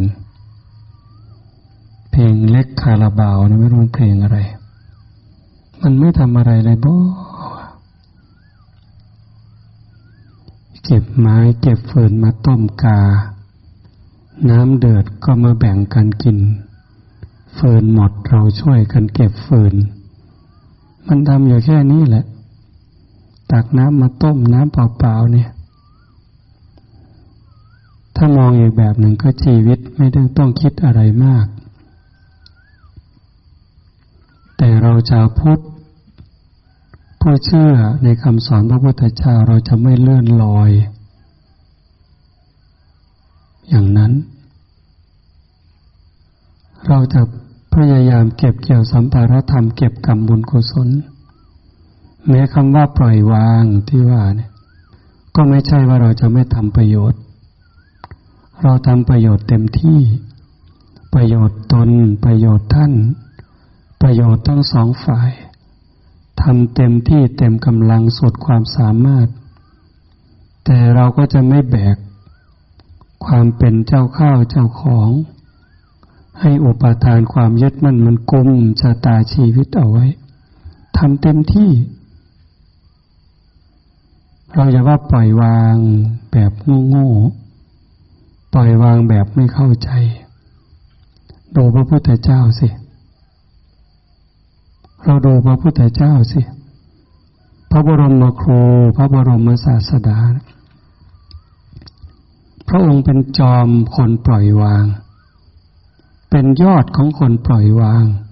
แต่ดูการทำงานของพระองค์สิตื่นมาตั้งแต่ตี 4ตื่นปั๊บสำรวจดูโลกส่งข่ายพยานตรวจดูเหล่าสรรพสัตว์ใครบ้างเนาะจะเข้ามาในข่ายพยานเมื่อมีคนเข้าในข่ายพยานแล้วพระองค์ก็เสด็จไปโปรดคนนั้นจะไกลแค่ไหน5 โยชน์10 โยชน์100 โยชน์บางทีไกลกว่านั้นสงครามก็ไปอย่างพี่น้องแย่งน้ำกันพระองค์ก็ไประงับสงครามปล่อยวางไหมองคุลิมานจะฆ่าแม่ก็เสด็จไปโปรดตั้งแต่เช้ามืดไปขวางทางไปขวางดาบปล่อยวางไหมพระเจ้าวิทูทัพพะจะยกทัพไปฆ่าชาวกบิลพัสพระองค์ก็เสด็จไปนั่งขวางทางเอาไว้ทั้ง2 ครั้งนั่งตากแดดด้วยนี่พระเจ้าวิทูทัพพะไปเจอเข้าไปกราบพันเตพระขวาข้าแต่พระองค์ผู้เจริญทำไมพระองค์มานั่งอยู่ตรงนี้กลางแสงแดดอันร้อนกล้าขอกราบนิมนต์พระองค์เสด็จเข้าไปนั่งพักใต้ร่มไม้เถิดพระองค์บอกว่าดูก่อนวิทูทัพพะร่มเงาของเมฆไม้ก็เย็นจริงแต่เราเห็นว่าร่มเงาของหมู่ญาตินั้นร่มเย็นกว่าเรานั่งตรงนี้แหละถ้าพูดภาษาเราวิทูทัพพะยกทัพกลับมาอีกวันหลังพระองค์ไปนั่งอยู่ที่เดิมเหตุการณ์เหมือนเดิมวิทูทัพพะยกทัพกลับอีก พอครั้งที่ 3พระพุทธองค์พิจารณาว่ามันกรรมของสัตว์เขามีกรรมต่อกันดูโยมโอ้ยน่าคิดมากเลยมันเป็นกรรมของเขาสร้างบาปสร้างกรรมร่วมกันมาเราก็จะไปขวางกรรมเขาไม่ได้สุดท้ายพระองค์ปล่อยวิทูทัพพะก็ยกทัพเข้าไปกรุงกบิลพัสแต่กบิลพัสบางคนบางพวกที่มีปัญญาเนี่ยคือพูดความจริงนะส่วนใหญ่ชาวกบิลพัสสากยวงศ์เนี่ยบรรลุธรรมเป็นโสดาบันแล้วอย่างน้อยเป็นโสดาบันแล้วจะพูดโกหกไม่ได้เลย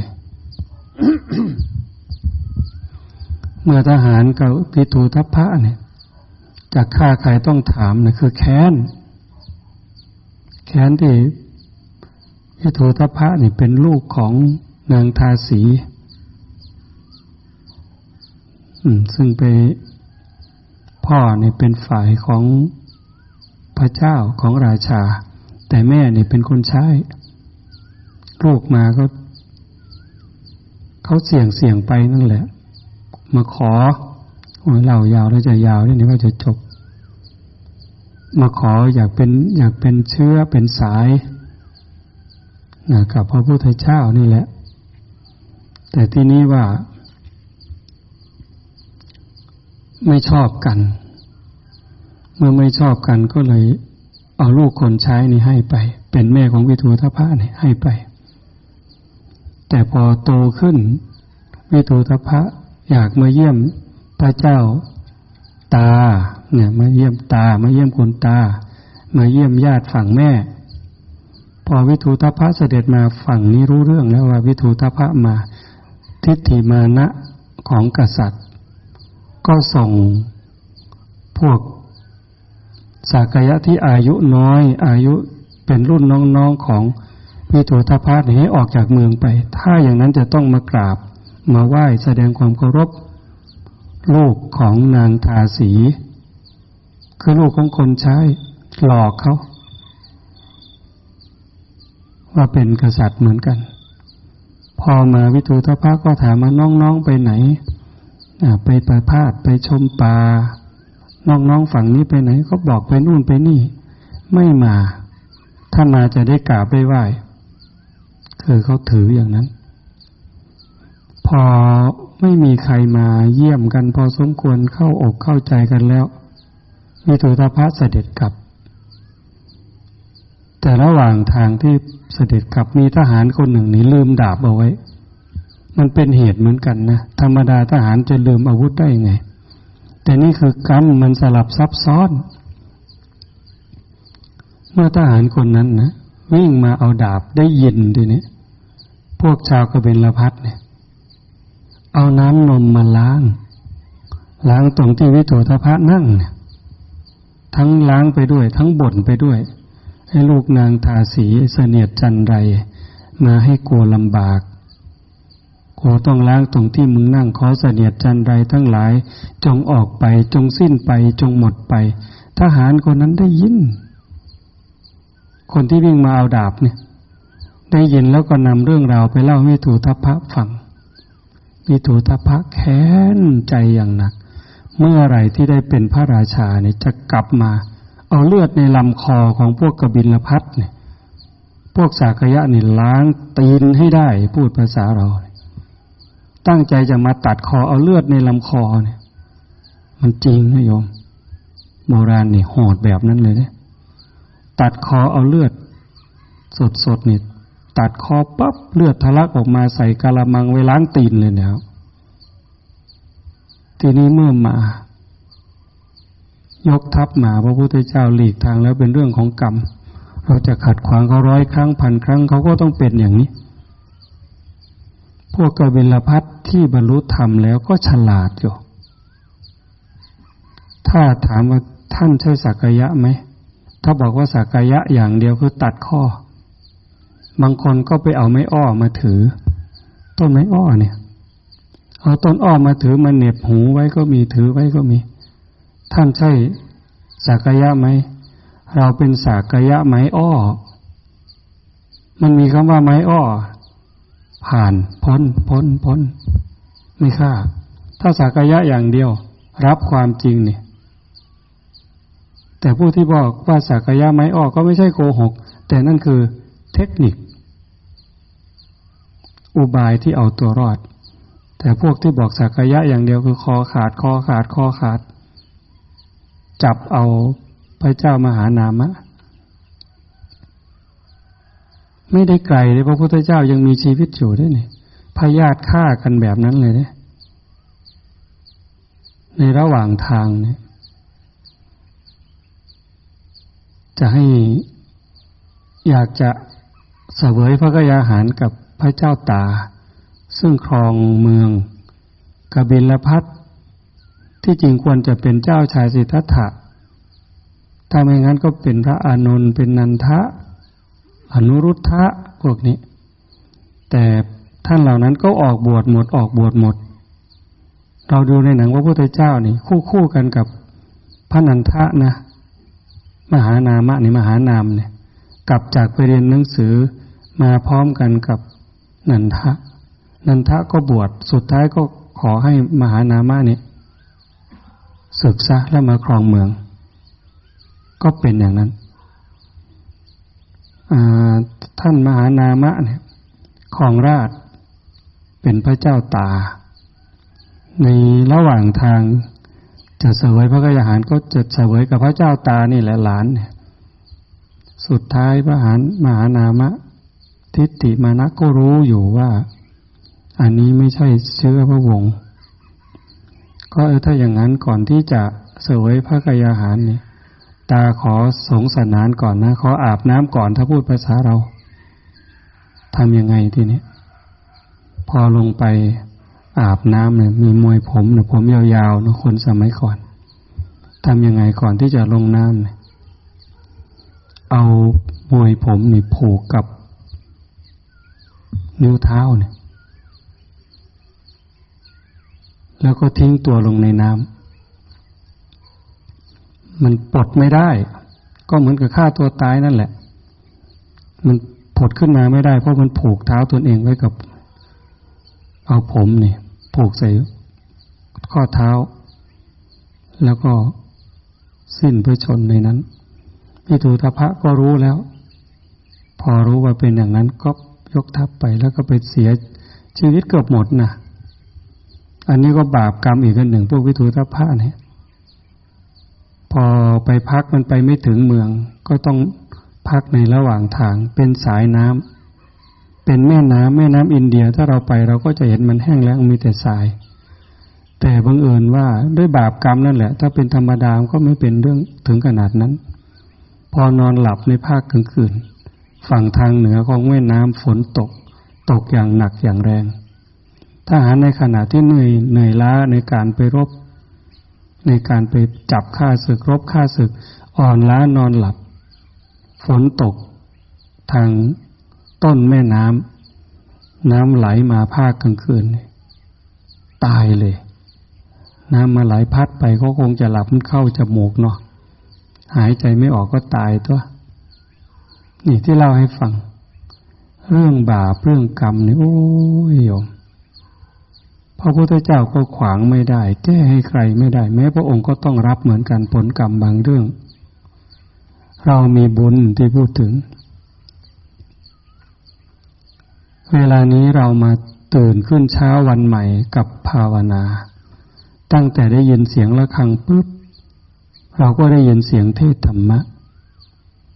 บางคนก็ดูลมหายใจทันทีแม้จะเดินเข้าห้องน้ำห้องท่าล้างหน้าแปรงฟันก็ดูลมหายใจเข้ารู้ลมหายใจออกรู้เดินเข้าไปในลานธรรมคนมากๆเราก็เงียบสงบนั่งภาวนาถึงเวลาเราก็ลุกแล้วก็เดินเจริญภาวนาซ้ายรู้ขวารู้ซ้ายรู้ขวารู้มาถึงที่นี่บนยอดภูเขาจารุธรรมคีรีเราก็นั่งภาวนาชั่วโมงเสร็จนะที่เรานั่งตรงนี้ไม่น้อยนะเช้าวันใหม่เรารู้สึกตัวตื่นขึ้นมาพร้อมกับบุญกับกุศลกับการเข้าเฝ้าพระพุทธเจ้าเข้าเฝ้าพระธรรมเข้าเฝ้าพระสงฆ์จนสว่างมาบรรยากาศนี้ชื่นอกชื่นใจบรรยากาศที่เราเห็นข้างในก็อยู่ในป่าพอเช้ามาอยู่อย่างนี้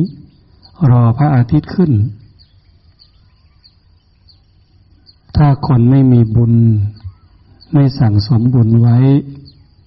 ก็ไม่เจอบรรยากาศแบบนี้ไม่ได้มีชีวิตตื่นขึ้นมาพร้อมกับศีลกับธรรมพร้อมกับบรรยากาศแห่งบุญแห่งกุศลอยู่ท่ามกลางหมู่พระภิกษุ100 กว่ารูปอยู่ท่ามกลางกัลยาณมิตรที่ใกล้ที่ไกลปากใต้ภาคเหนือตะวันออกตะวันตกกรุงเทพถ้าไม่มีโควิดสปป.ลาวเนี่ยไม่ต่ำกว่า20แต่นี่มันโควิดนั่นผู้ฝ่ายศีลฝ่ายธรรมธรรมะไม่มีพรมแดนวันนี้จึงอนุโมทนาสาธุเนาะ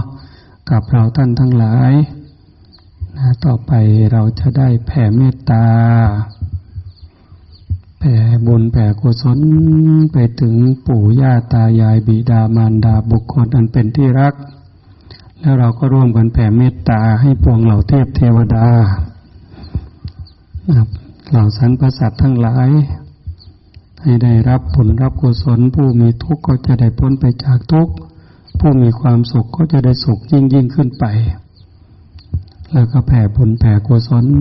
ตั้งปรารถนาดีไปถึงญาติธรรมผู้เคยร่วมบุญร่วมกุศลกับพวกเรากี่ภพกี่ชาติกี่กับกี่กันมาแล้วอยู่แห่งหนตำบลไหนก็ขอให้ได้รับบุญรับกุศล ได้มีโอกาสมาร่วมสร้างมหาสถูปสารจีร่วมกันกับเราก็คงจะใช้เงินจำนวนมากอยู่คิดว่าเหลืออยู่ตอนนี้ก็คงประมาณ30 ล้านเลยที่ยังไม่มีเนาะใช่ว่าอาจารย์น้องพัน แผ่บุญแผ่กุศลพระครูพี่โบนบอกว่าฝันเห็นพญานาคอยู่วัดใต้อยู่20 ปีแล้วถ้ามาอยู่ที่นี่ไม่เคยฝันเห็นพญานาคเลย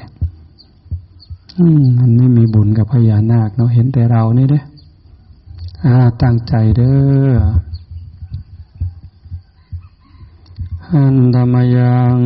สัพพปฏิทานาคาทายโยปนามาเสปุญญาสิทานิกาตัสญาณัญญานิกาตานิเมเตสัญจภา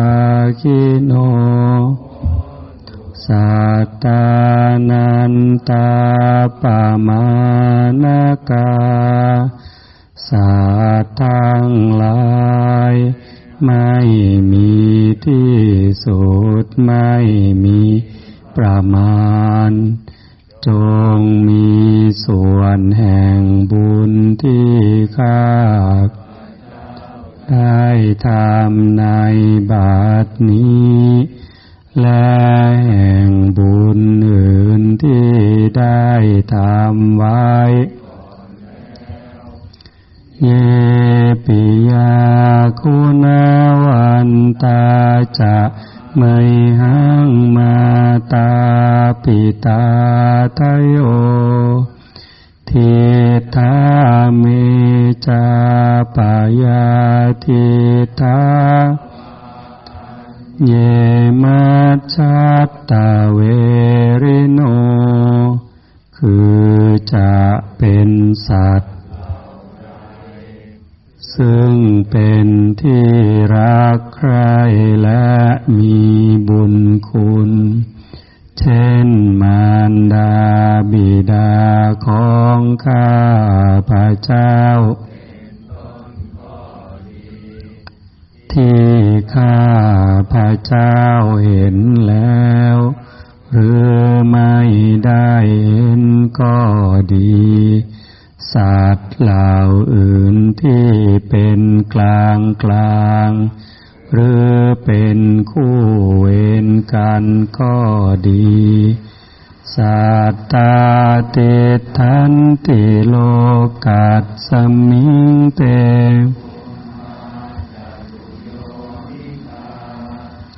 ปัญเจกาจตุรุการาสังสารันตาภวาภเวสัตว์ทั้งหลายอยู่ในโลกอยู่ในภูมิทั้งสาม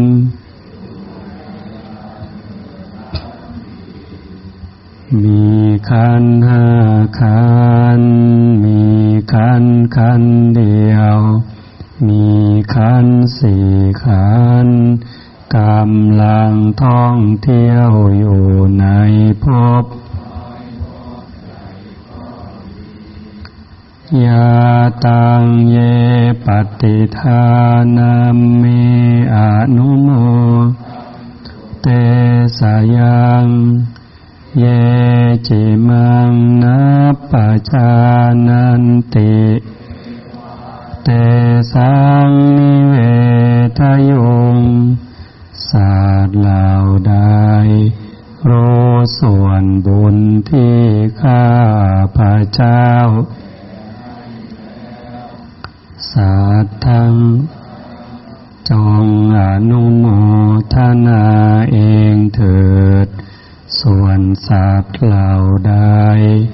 ยังไม่รู้ส่วนบุญนี้